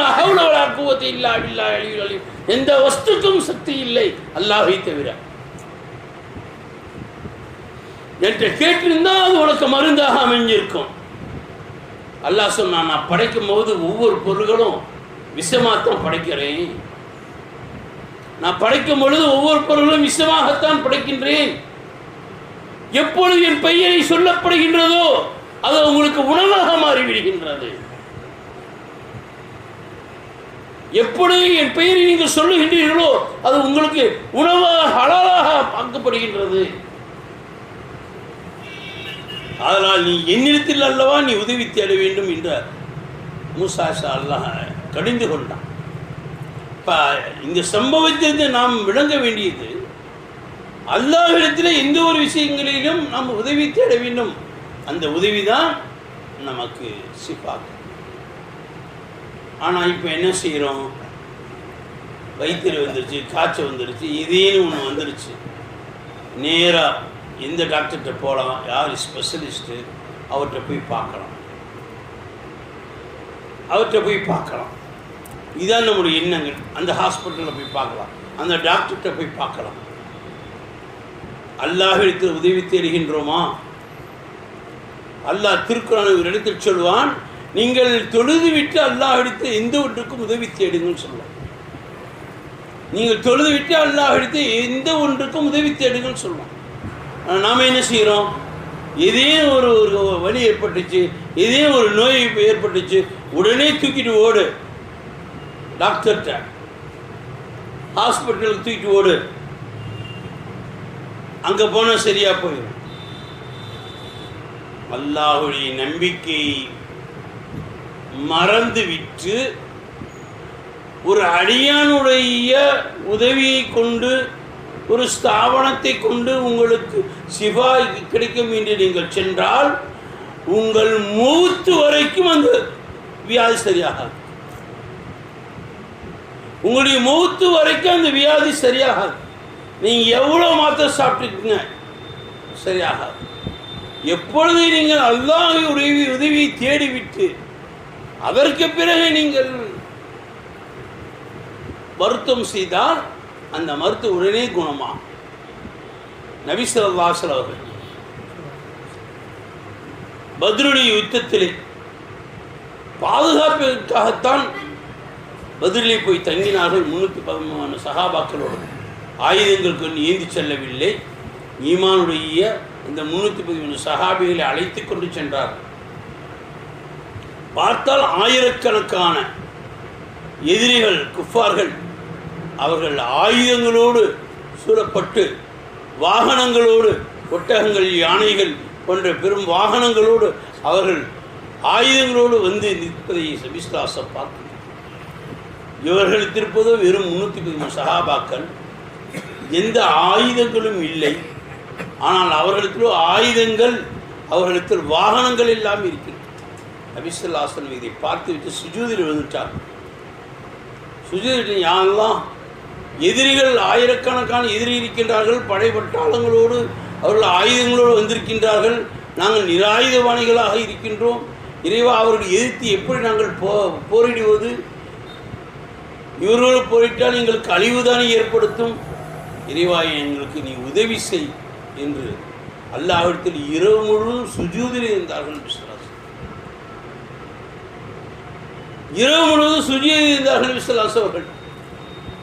காலை தஹஜ்ஜத்துடைய வக்திலே தான் அல்லாஹ்விடத்திலிருந்து உத்தரவு வந்தது, நபியே, நாம் உங்களுக்கு நாளை உதவியாக இருப்போம், உனக்கு கவலைப்படாதீங்க, நாம் உங்களுக்கு உதவியாக இருப்போம்.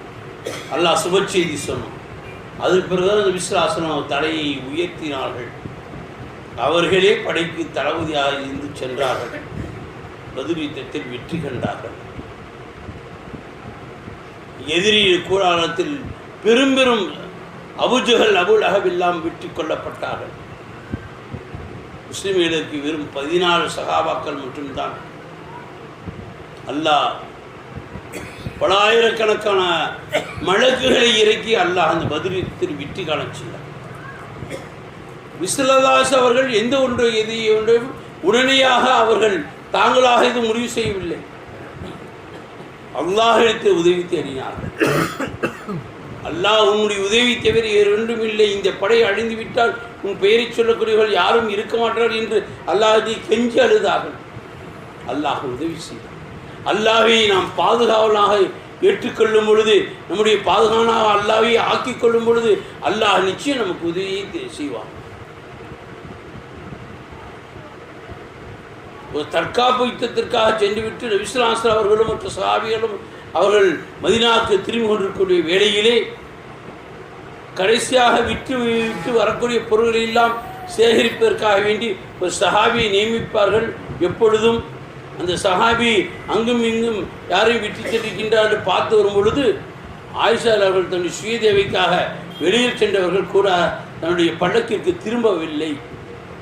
ஆயிஷா அல்லாவுடைய பல்லக்கை பார்த்துவிட்டு அதிர்ந்து போனார்கள். அந்த சஹாபி அவர்கள் இருக்கிறார்களா இல்லையா என்பதை அவர்கள் குரல் கொடுத்து கேட்டுக்கொண்டார்கள். அந்த பல்லக்கிலிருந்து பதில் வரவில்லை. ஏதோ வெளியே சென்றிருக்கிறார்கள் என்பதை உணர்ந்து கொண்டார்கள். அந்த சஹாபி ஆயிஷா அல்லா அவர்கள் வரும்படி காத்திருந்தார்கள். அவர்கள் தங்கள் சுயதேவியை முடித்துவிட்டு அந்த பல்லக்கில் வந்து அமர்ந்தவுடன் அந்த பல்லக்கை அழைத்து கொண்டு அவர்கள் மதீனா திரும்பி வந்தார்கள். நபி ஸல்லல்லாஹு அலைஹி வஸல்லம் அவர்களுக்கு குடும்பம் எல்லாமே சென்று விட்டது, எல்லோரும் சென்று விட்டார்கள். ஆயிஷார்கள் மட்டும் பிந்தி விட்டார்கள். இது அங்கே இருக்கக்கூடிய முனாஃபிக்குங்கள் அந்த சஹாபியோடு அவர்களை அவதூறாக பேச வைத்தார். அந்த சஹாபி கூட ஆயிஷார்களை சேர்த்து அவதூறாக பேச வைத்தார். இந்த சம்பவத்தை நபி ஸல்லல்லாஹு அலைஹி வஸல்லம் எப்படி கையாண்டார்கள் தெரியுமா? நாம இருந்தால் இதையும் சொன்னால் உண்மையை நம்பிடுவோம், யாரையும் சொன்னால் உண்மையை நம்பிடுவோம். இந்த அபாண்டமாக சொல்லக்கூடியது உடனே உண்மையை நம்பி அதை நம்ம பெருசுப்படுத்திடுவோம், அடுத்தவங்கிட்ட போய் சொல்லுவோம். ஆனால் நபி ஸல்லல்லாஹு அலைஹி வஸல்லம் அவர்கள் இந்த விஷயத்தை அல்லாஹ்விடத்தில் ஒப்படைத்தார்கள். அல்லாஹ்விடத்தில் ஒப்படைத்தார்கள். நேர போய் மஸ்ஜித் நபியில் தங்கிட்டாங்க. ஆயிஷா இல்லை அவங்கள வீட்டுக்கு போக சொல்லிட்டாங்க. அங்கே தாயார் வீட்டுக்கு, தகப்பனார் வீட்டுக்கு போக சொல்லிட்டாங்க. அபூபக்கர் சித்திக் வீட்டுக்கு போயிட்டாங்க. ஆயிஷா இல்லை நபி ஸல்லல்லாஹு அலைஹி வஸல்லம் மஸ்ஜித் நபிக்கு வந்துட்டாங்க. அவங்களும் வீட்டுக்கு போகல. இறப்பாக அல்லாஹ்விடத்தில் அழுது கேட்கின்றார்கள், இறைவா இதற்கு நீ தீர்ப்பு வழங்கு இதை கேட்டுக்கொண்டது. அல்லாஹ் சில நாட்களுக்கு பிறகு அல்லாஹ் ஆயத்திறங்கினால் ஆயிஷா அவர்கள் கற்புள்ளவர்கள், இந்த தவறும் இழைக்கவில்லை, கற்புள்ள என்று அல்லாஹ் ஆயத்தை அவர்கள் சம்பந்தமாக அல்லாஹ் திருக்குரானை ஆயத்தை பதிவு செய்தார். அந்த ஆயத்தை இறங்கிய பிறகு நபி ஸல்லல்லாஹு அலைஹி வஸல்லம் அவர்கள் ஆயிஷா அவர்களை அழைத்து கொண்டார். இவ்வளோ பெரிய ஆழக்கேடான விஷயங்கள் வந்த பொழுதும் கூட நபி ஸல்லல்லாஹு அலைஹி வஸல்லம் தேடிய உதவி யாரிடத்தில்? அல்லாஹ்விடத்தில் மட்டுமே. இவ்வளோ பெரிய எதிரிகள் தங்கள் முன்னால் சூழ்ந்திருக்கும் பொழுது நபி ஸல்லல்லாஹு அலைஹி வஸல்லம் தேடிய உதவி அல்லாஹ்விடத்தில் மட்டுமே. மூசா அலைஹிஸ்ஸலாம் அவர்கள் தேடிய உதவி அல்லாஹ்விடத்தில் மட்டுமே. ஆக அல்லாஹ்வை நாம் எப்பொழுது பாதுகாவலாக ஆக்கிக் கொள்கின்றோமோ, எப்பொழுது அல்லாஹ்வை நம்முடைய பாதுகாவலாக எல்லா விஷயத்திலும் ஆக்கிக் கொள்கின்றோமோ, அப்படித்தான் இப்ராஹிம் அலைஹிஸ்ஸலாம் அவர்கள் கூட அந்த நம்ரூதுடைய மண்ணுடைய அந்த குண்டத்திலே தூக்கி எறியும் பொழுது இப்ராஹிம் அலைஹிஸ்ஸலாம் சொன்ன வார்த்தை ஹஸ்புனல்லாஹு வ நிஅமல் வக்கீல். எல்லா மலக்களும் வந்து கேட்டாங்க, நபியே உங்களுக்கு குண்டத்தை தூக்கி போட்டால் இல்லை எரிஞ்சிருவீங்க, நாங்கள் உதவி செய்யட்டுமா? ஜிப்ரீல் அலைஹிஸ்ஸலாம் கேட்டாங்க, மீகா அலைஹிஸ்ஸலாம் கேட்டாங்க, இஸ்ராஃபீல் அலைஹிஸ்ஸலாம் கேட்டாங்க.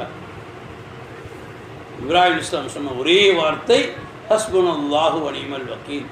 எனக்கு அல்லாஹ் போதுமானவன், நான் எரிந்து சாம்பலாக வேண்டும் என்று அல்லாஹ் முடிவு செய்தால் அல்ஹம்துலில்லாஹ் சாம்பலாகவே போகிறேன். இல்லை என்னை பாதுகாக்க வேண்டும் என்று அல்லாஹ் விரும்பினால் நிச்சயமாக அல்லாஹ் பாதுகாத்துக் கொள்வான். எனக்கு அல்லாஹ் போதுமானவன், ஹஸ்புனல்லாஹு வ நிஅமல் வக்கீல். அவ்வளோ பெரிய இக்கட்டான ஒரு சூழ்நிலை, அமருது மன்னனா அந்த குண்டத்துக்கு தூக்கி எறியப்படக்கூடிய சூழ்நிலை, இத்தனைக்கு அம்மனமாக தூக்கி எறிஞ்சான் இப்ராஹிம் அலைஹிஸ்ஸலாம் அவர்கள் கேவிடப்படும். அதனால தான் நாளைக்கு மறுமை கூட மறுமையில் சூரியப்பட்டு எழுப்பப்பட்டவுடன் எல்லோரும் அம்மனமாக எழுந்திருப்பார்கள். ஆனால் இப்ராஹிம் இஸ்லாம் மட்டும் ஆடையோடு எழுந்திருப்பார். அல்லாஹ் அப்படி அல்லாஹ்விடத்திலே உதவி தரக்கூடியவராக அன்பியாக்கள், அவுலியாக்கள், இறைநேசர்கள் எல்லாம் இருந்தார்கள். நமக்கெல்லாம் பாடம் சொல்லிக் கொடுப்பது அதுதான். இந்த வாழ்க்கை, இந்த அன்பியாக்களுடைய வாழ்க்கை, அவுலியாக்களுடைய வாழ்க்கை, இறைநேசருடைய வாழ்க்கை எல்லாம் நமக்கு சொல்லிக் கொடுக்கக்கூடிய பாடம் அல்லாஹ்விடத்தில் உதவி தேவை. எந்த விஷயமாக இருந்தாலும், எவ்வளோ கடுமையான விஷயமாக இருந்தாலும், எவ்வளோ மோசமான சோதனைகளாக இருந்தாலும், நீ அல்லாஹ்விடத்தில் மட்டுமே உதவி தேடு என்பதைத்தான் நமக்கு ஒரு பாடமாக அமைத்து கொடுத்தார். நாம் அல்லாஹ்விடத்திலே உதவி தேடக்கூடியதாக இருக்க வேண்டும். அற்பமான அல்லாஹுடைய படைப்பிடத்திலே நம்முடைய உதவி தேடக்கூடாது. ஆனால் உதவி என்பது அல்லாஹ்விடத்திலிருந்து நேரடியாக வராது, அது படைப்பினங்கள் மூலியமாகத்தான் கிடைக்கும். உனக்கு பணம் தேவையா, உனக்கு கஷ்டமா, உனக்கு கடன் தேவையா, உனக்கு என்ன வேண்டும், நீ அல்லாஹ்விடத்தில் கேள். நீ அல்லாஹ்விடத்தில் கேள். 2 ரக்காத் தொழுது விட்டு அல்லாஹ்விடத்தில் கேள். நிச்சயம் அல்லாஹ் படைப்பினங்கள் மூலியமாக உதவி செய்யும். மஹ்லூகாத்தின் மூலியமாக அல்லாஹ் உதவி செய்வான். அல்லாஹுக்கு தெரியும் எப்படி உதவி செய்ய வேண்டும் என்பது அல்லாஹுக்கு தெரியும். நம்ம நம்பிக்கையை பொறுத்து தான். நாம் நம்ப வேண்டியது, நம்மளை பாதுகாவனாக நம்மளை நாம் ஆக்கிக்கொள்ள வேண்டியது அல்லாஹை மட்டும்தான். இது எல்லாம் அல்லாஹ் நமக்கு பாடமாக உணர்த்துகின்றான். நாம் அல்லாஹை மட்டுமே நம்பி வாழக்கூடிய நல்லடியார்களாக நாம் ஆக வேண்டும். நம்மிடத்தில் எத்தனையோ பாவங்கள் இருக்கின்றன, எத்தனையோ பாவங்கள் இருக்கின்றன. பெரும்பாவங்கள் என்று அல்லாஹ் 7 விஷயத்தை குறிப்பிடுவான். அந்த 7 விஷயத்தின் மீதும் சஹாபாக்கள் எல்லாம் பையத் செய்திருக்கின்றார்கள். நான் ஷிர்க் செய்ய மாட்டேன், நான் குஃப்ர் செய்ய மாட்டேன், நான் பிதத் செய்ய மாட்டேன், நான் திருட மாட்டேன், நான் ஜினா செய்ய மாட்டேன், நான் கொலை செய்ய மாட்டேன், நான் யாரின் மீதும் அவதூறு சொல்ல மாட்டேன் என்று இந்த பாவங்கள் மீது சஹாபாக்கள் நபி ஸல்லல்லாஹு அலைஹி வஸல்லம் அவர்களிடத்திலே வாக்குறுதி கொடுத்தார்கள். செய்ய மாட்டேன் என்று வாக்குறுதி கொடுத்தார்கள். குர்ஆன் கூறுகின்றது, சஹாபாக்கள் இந்த 7 விஷயங்களிலே நபி ஸல்லல்லாஹு அலைஹி வஸல்லம் அவர்களிடத்தில் செய்ய மாட்டேன் என்று வாக்குறுதி கொடுத்தார்கள் என்று குர்ஆன் கூறுகின்றது. அந்த அடிப்படையில் தான் பையத்திலும் கூட இந்த 7 விஷயங்கள் சொல்லப்பட்டு உங்களிடத்தில் வாக்குறுதி வாங்கியிருக்கின்றோம். ஞாபகம் இருக்குதா, மறந்துட்டீங்க? பெரும்பாலானவர்களுக்கு மறந்து கூட இருக்கலாம் இல்லையா? ஏன்னா பையத்தையே மறந்தவங்கன்னா கூட உண்டு. பையத்தை ஆயிட்டு பையத்தை மறந்தவங்க கூட இருக்கிறாங்க இந்த சபையில். ஆக பையத்திலே இதெல்லாம் சொல்லப்பட்டிருக்கின்றது. 7 விஷயங்களும் சொல்லப்பட்டிருக்கின்றது. ஷிர்க் என்பது அல்லாஹுக்கு இணை வைக்குதல், அல்லாஹுக்கு சமமாக இன்னொரு படைப்பினங்களை வணங்குவது, அதற்கு பேர் ஷிர்க். குஃப்ர் என்பது அல்லாஹுக்கு மாறு செய்வது. பிதத் என்பது அல்லாஹும் அல்லாஹுடைய நபியும் சொல்லாத ஒரு விஷயத்தை செய்வது, அதுக்கு பேர் பிதத். திருடுவது, அதுக்கு சொல்ல தேவையில்லை விளக்கம், நம்மகிட்ட கூட சில அது மாதிரி புத்தி இருக்கலாம். ஜினா செய்வது, கொலை செய்வது, இதுக்குன்னா விளக்கம் சொல்ல தேவையில்லை. கடைசியாக ஒரு விஷயம், அவதூறு சொல்வது. அது பெரிய பாவங்களில் ஒன்று. அவதூறை பற்றி நமக்கு யாருமே நம்ம அது விளங்குற மாதிரி தெரியல, விளங்கி இருக்கிறதாவும் தெரியல. அவதூறு என்பது பாவங்களில் மிகப்பெரிய பாவத்திற்கு ஈடானது, கொலைக்கு ஈடானது, ஜினாவுக்கு ஈடானது. பெரும்பாவத்தில் ஒன்று அவதூறு சொல்வது. நாம் எதேதோ விளங்கி இருக்கின்றோம். இந்த பண்பு நிறைய பேர்த்திட்ட இருக்கு. அவதூறு சொல்லக்கூடிய பண்பு நிறைய பேரிடத்தில் இருக்கு. ஒரு மனிதரிடத்தில் இருக்கக்கூடிய குறைகளை அந்த மனிதர் இல்லாத இடத்தில் நல்லா விளங்கிக்க. இது பெரும்பாவம். இந்த பாவத்தினால் நீங்கள் மிகவும் பாதிக்கப்படுவீர்கள். ஆனால் நம்மிடத்தில் இருக்கிறது அந்த குணங்கள். ஒரு மனிதனிடத்திற்குரிய குறைகள். அந்த குறைகளே அந்த மனிதன் இல்லாத இடத்தில் இன்னொரு மனிதத்தில் அந்த மனிதனத்தில் இருக்க குறைகளை அப்படியே சொன்னால் அதுக்கு பேர் புறம் பேசுதல். ஒரு நல்ல விளைவிக்கணும், ஒரு மனிதனிடத்திற்குரிய குணங்கள் குறைகளை குணங்களை தவறுகளை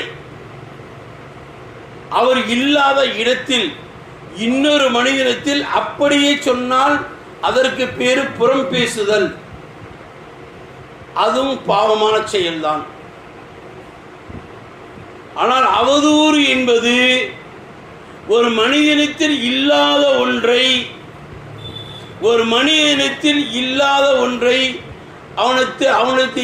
அவன் செய்யாத ஒன்றை பிறரிடத்தில் செய்ததாக சொல்லுவது, அபானமாக பழி சுமத்துவது. திருடாத ஒருவனை திருடன் என்று மற்றவரிடத்தில் போய் சொல்லுவது, ஜினா செய்யாத ஒருவனை ஜினா செய்தான் என்று பிறரிடத்தில் போய் அவதூறாக இட்டு கட்டுவது.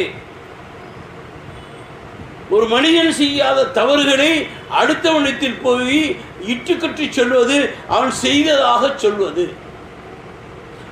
இருப்பதை சொல்வதற்கு பேர் புறம், இருப்பதை சொல்வதற்கு பேர் புறம். ஒரு மனிதத்தில் இருக்கக்கூடிய குறைகளை, அவனுடைய இடத்திற்கு குற்றங்களை, பாவங்களை அடுத்தவனிடத்தில் போய் சொன்னால் அதுக்கு பேர் புறம். ஆனால் ஒரு மனிதத்தில் இல்லாத ஒன்றை பிறரிடத்தில் போய் இருப்பது போல் சொல்வதற்கு பேர் அவதூறு. இப்போ நம்ம ஒரு பாவம் செய்யலை, ஆனால் நம்மளைய பற்றி ஒருத்தன் போய் அடுத்தவங்கிட்ட போய் இல்லாத பொல்லாத சொல்கிறான், இவர் அப்படியா இப்படியா அப்படின்னு நம்மளை பற்றி குறை சொல்கிறான். அப்படி இல்லாத ஒன்றை சொல்வதற்கு பேர் அவதூறு. இது மிகப்பெரிய பாவம் சகோதரர்களே. எப்படி என்றால், மற்ற பாவங்கள் எல்லாம் செஞ்சால் அந்த மனிதன் சம்பந்தப்பட்ட விஷயங்கள். ஆனால் இந்த அவதூறு என்பது இருக்கின்றது, ஒரு மனிதன் செய்யாத ஒன்றை அவன் செய்ததாக அடுத்தவரிடத்தில் அவன் சொல்லும் பொழுது அந்த அது பாதிக்கப்பட்ட ஒரு உள்ளம் நிச்சயமாக வருத்தப்படும். ஒரு குடியாரனே வச்சுக்கோங்க, அவன் செய்யாத ஒன்று சொல்லி அவனை நீ செஞ்சேன்னு சொன்னான் ஒத்துக்குவானா? யாரையும் ஒத்துக்குவானா? திருடாத ஒருத்தனை நீ தான் திருடுன்னு சொன்னா ஒத்துக்குவானா? திருடையும் ஒத்துக்குவான், திருடேன்னு செஞ்சவே ஒத்துக்குவான், செய்யாத ஒத்துக்குவோமா? எவ்வளோ தண்டனை கொடுத்தாலும் ஒத்துக்குவோமா? யாருமே ஒத்துக்கொள்ள மாட்டார்கள். தான் செய்யாத தவறை ஒரு நீ செய்தாய் என்று அவனை நிரூபிக்க முனைந்தால் யாருமே ஒத்துக்கொள்ள மாட்டார்கள். அவர்களுக்கு தான் செய்யாத ஒரு தவறை தன் மீது பழி போடும் பொழுது அந்த மனிதனுக்கு இயற்கையாகவே கோபம் வரும், அவன் உள்ளம் பாதிக்கப்படும். எவன்கிட்ட போய் இந்த அவதூறு சொன்னானோ அவன் இந்த அவதூறுக்கு பாதிக்கப்பட்டவரை பற்றி யோக்கியமாக நினைப்பானா? என்ன நினைப்பான்? இவ்வளோ மோசக்கார பாவியாக இருக்கானு, இவ்வளோ ஏமாற்று பேரோடியாக இருக்கானு, இப்படி ஏமாத்திட்டானாமே அவன் சொன்னான். அப்படி அவதூறு சொல்வதை ஒரு மனிதன் கேட்டுவிட்டு இவனிடத்தில் வந்து கேட்டால் உள்ளம் என்ன செய்யும்? ஒரு மனிதர் கேட்டால் அதுவே நமக்கு பாதிப்பு ஏற்படும். நீங்கள் இப்படி செஞ்சிட்டீங்களாமே, அவர் உங்களை பற்றி அப்படி உங்களை பற்றி சொல்கிறாங்களே, உங்களை பற்றி பேசுகிறாங்களே, நீங்கள் இப்படி செஞ்சிட்டீங்களாமே, செஞ்சதால நம்ம இல்லை சொல்லிட்டு போனோன்னு ஒத்துக்கலாம். செய்யாத சொன்னால் இல்லைப்பா அப்படின்னா நீ இல்லையப்பா, நம்ம எவ்வளோ சொன்னாலும் ஒத்துக்க போகிறானா? அவதூறை பரப்பியவன் இப்படி சொன்னது அதைத்தான் நம்புவான். அப்போ அவதூறுக்கு பாதிக்கப்பட்டவர்கள் நிச்சயமாக உள்ளம் பாதிக்கப்படும். அவர்கள் உள்ளம் பாதிக்கப்படும். ஒருத்தர் மட்டும் இல்லை, இந்த அவதூறு என்பது சகோதரர்களே நிறைய பேர் இந்த குறை இருக்குது, அதனால தான் சொல்கிறேன். இந்த அவதூறு என்பதை அவன்கிட்ட ஒருத்தர்கிட்ட மட்டும் சொல்ல மாட்டான், அவர் 100 பேர்த்துல சொல்லிடுவான். அவர் அப்படியா, அவர் இப்படியா, அது மாதிரி செஞ்சார், அவர் இது மாதிரி செஞ்சார்னு சொல்லிட்டு ஒரு 100 பேர்த்துல சொல்லிடுவான் இவரை பற்றி அவதூறு. அந்த 100 பேரும் இவரை பற்றி என்ன நினைப்பாங்க? நல்ல எண்ணம் வருமா? தவறான எண்ணங்கள். இவன் எதை பற்றி அவதூறு பரப்பினானோ அந்த 100 பேர் இவரை பற்றி குறையாக நினைப்பார்கள். இவரை மொத்தமாக நினைப்பாங்க, இவரை ஒரு திருடன்னு சொல்லிட்டு ஒருத்தர் அவதூறு பரப்பிடுறான்னு வச்சுக்கோ, இல்லை கொள்ளடிச்சான்னு அவதூறு பரப்பிடான்னு வச்சுக்கோ, அவரை மகனை என்னன்னு சொல்லுவான்? ரொம்ப யோகியன் மகன் சொல்லுவானா? என்ன சொல்லுவான்? திருட்டு பையன், இவங்க அப்பா திருடை, திருட்டு பையன் மகன் சொல்லுவானா சொல்ல மாட்டானா? இந்த இழி சொல் அவரை மட்டும் பாதிக்காத சகோதரர்களே, அவர் குடும்பத்தையும் பாதிக்கும், பிள்ளைகளையும் பாதிக்கும், அவர் குடும்பத்தையும் பாதிக்கும், காலமெல்லாம் அவரை பாதிக்கும். அவதூறு என்பது உள்ளம் சம்பந்தப்பட்ட விஷயம். அது அவர்கள் எந்த அளவு அவதூறுக்கு பாதிக்கப்பட்டு அவர் உள்ளம் வருத்தப்படுகின்றார்களோ, அவர்கள் கையேந்தினால், நபி ஸல்லல்லாஹு அலைஹி வஸல்லம் சொன்னாங்க, அவதூறில் பாதிக்கப்பட்டவர் கையேந்தி இறைவனிடத்தில் கையேந்தினால் அதற்கு திரையே இல்லைன்னு சொன்னார்கள். யாரே என் மீது அவதூறு சொன்னாங்கன்னு வச்சுக்கோங்க, நான் கையேந்தி யா அல்லாஹ் இப்படின்னா அநியாயம் என்னை பற்றி சொல்லிட்டான், இவன் நாசமாக போட்டுன்னு சொன்னேன், நான் சொல்ல மாட்டேன். நான் கெட்டவனுக்கு கூட, எனக்கு துன்பம் நினைத்தவனுக்கு கூட துவா செய்யக்கூடியவன் நான். அப்படின்னா இல்லை சொல்கிறவங்களா அவதூறு பாதிக்கப்பட்டவன்னு சொல்லுவாங்களா சொல்ல மாட்டாங்களா? யா அல்லாஹ் இவன் இப்படின்னா சொல்லிட்டான், இவன் குடும்பம் நாசமாக போட்டோன்னா என்ன ஆகும்?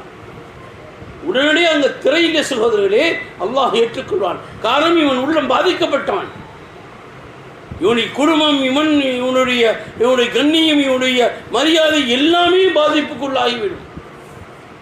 இவனை நம்பக்கூடியவர்கள் இருக்க மாட்டார்கள். காரணம் இந்த அவதூறின் காரணத்தினால் இவருடைய எல்லா இமேஜும் பாதிக்கப்பட்டு போய்விடும். இதனால் இவருடைய பிற்கால சந்ததியினருக்கும் இவருடைய இமேஜின் காரணத்தினால் பாதிக்கப்படும். அப்படிப்பட்ட மனதளவில் பொங்கி எழுந்தான், அல்லாஹ்விடத்தில் முறையிட்டான், என்னாகும் சகோதரி? அதனால்தான் பல பேர் இந்த அவதூறின் காரணத்தினால் முன்னால் அவதூறு பரப்பிவிட்டு பின்னால் பாதிக்கப்படக்கூடியவர் நிறைய பேர் இருக்கின்றார். சில பேர் சொல்லுவாங்க, கஷ்டம் வந்த பொழுது, அவர்களுக்கு நஷ்டம் வந்த பொழுது சொல்வார்கள், நான் ஒன்றுமே தப்பு செய்யலையே, நான் யாரையும் ஏமாத்தலையே, நான் யாரையும் திருடலையே, நான் எதையும் தப்பு செய்யலையே, நான் எதையும் அபகரிக்கலையே, நான் ஒன்றும் செய்யலையே, எனக்கே இப்படி ஒரு நிலை, எனக்கே இப்படி ஒரு கஷ்டம். இப்படி சொல்லக்கூடியவர்கள் ஒன்று நாம் அதையெல்லாம் பார்த்திருக்கின்றோம். ஏன்னா திருடனாக நம்ம திருடி இருக்கோம், அதனால தான் நமக்கு பாதிப்பு வருதுன்னு சொல்லிட்டு அவன் உள் மனசு ஒத்துக்கொள்ளும். ஜினா செஞ்சதுனால தான் நம்ம இந்த இறைநிலைக்கு ஆளாக்கப்பட்டோம்னு சொல்லிட்டு அவன் உள் மனசு குத்தும், அவன் அதை ஒத்துக்குவான் இல்லையா? பாதிப்பே இல்லாதான்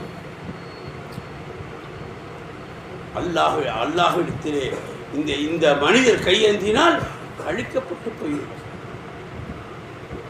அவருடைய உள்ளம் எந்த அளவுக்கு பாதிக்கப்படுகின்றதோ அந்த அளவுக்கு அதை பரப்பியவன் பாதிக்கப்படுவான்.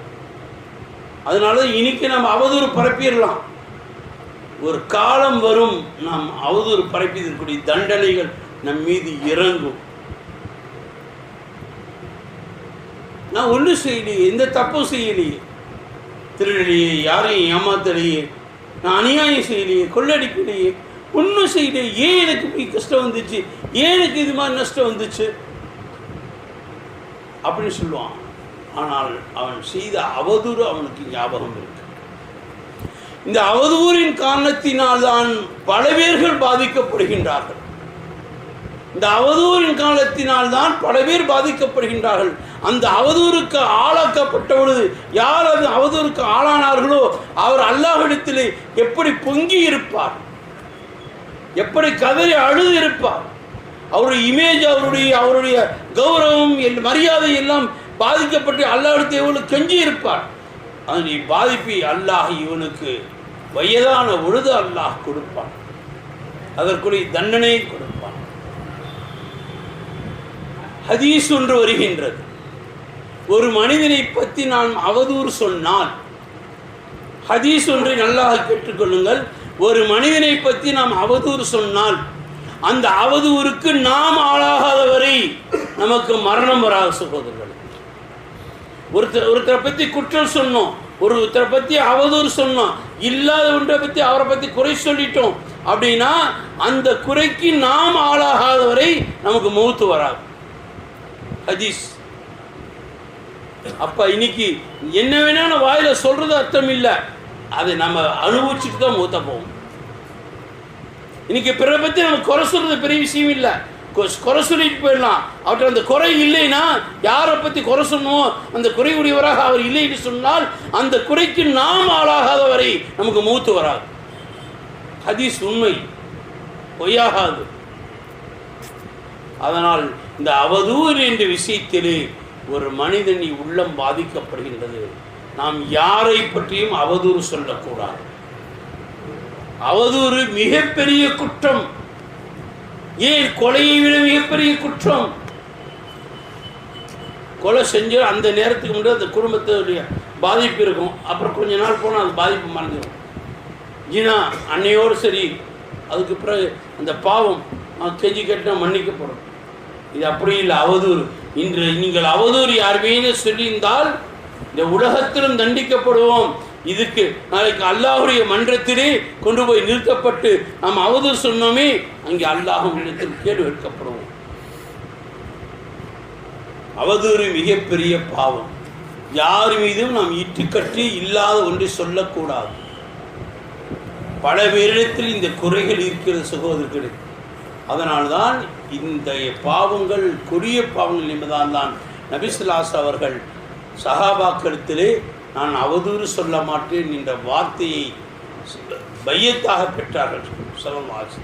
அதைத்தான் இன்று முரீதுகள் செய்கிறத்திலே கூட நான் அவதூறு சொல்ல மாட்டேன் என்ற வார்த்தை சொல்லுவதும் அதனால்தான்.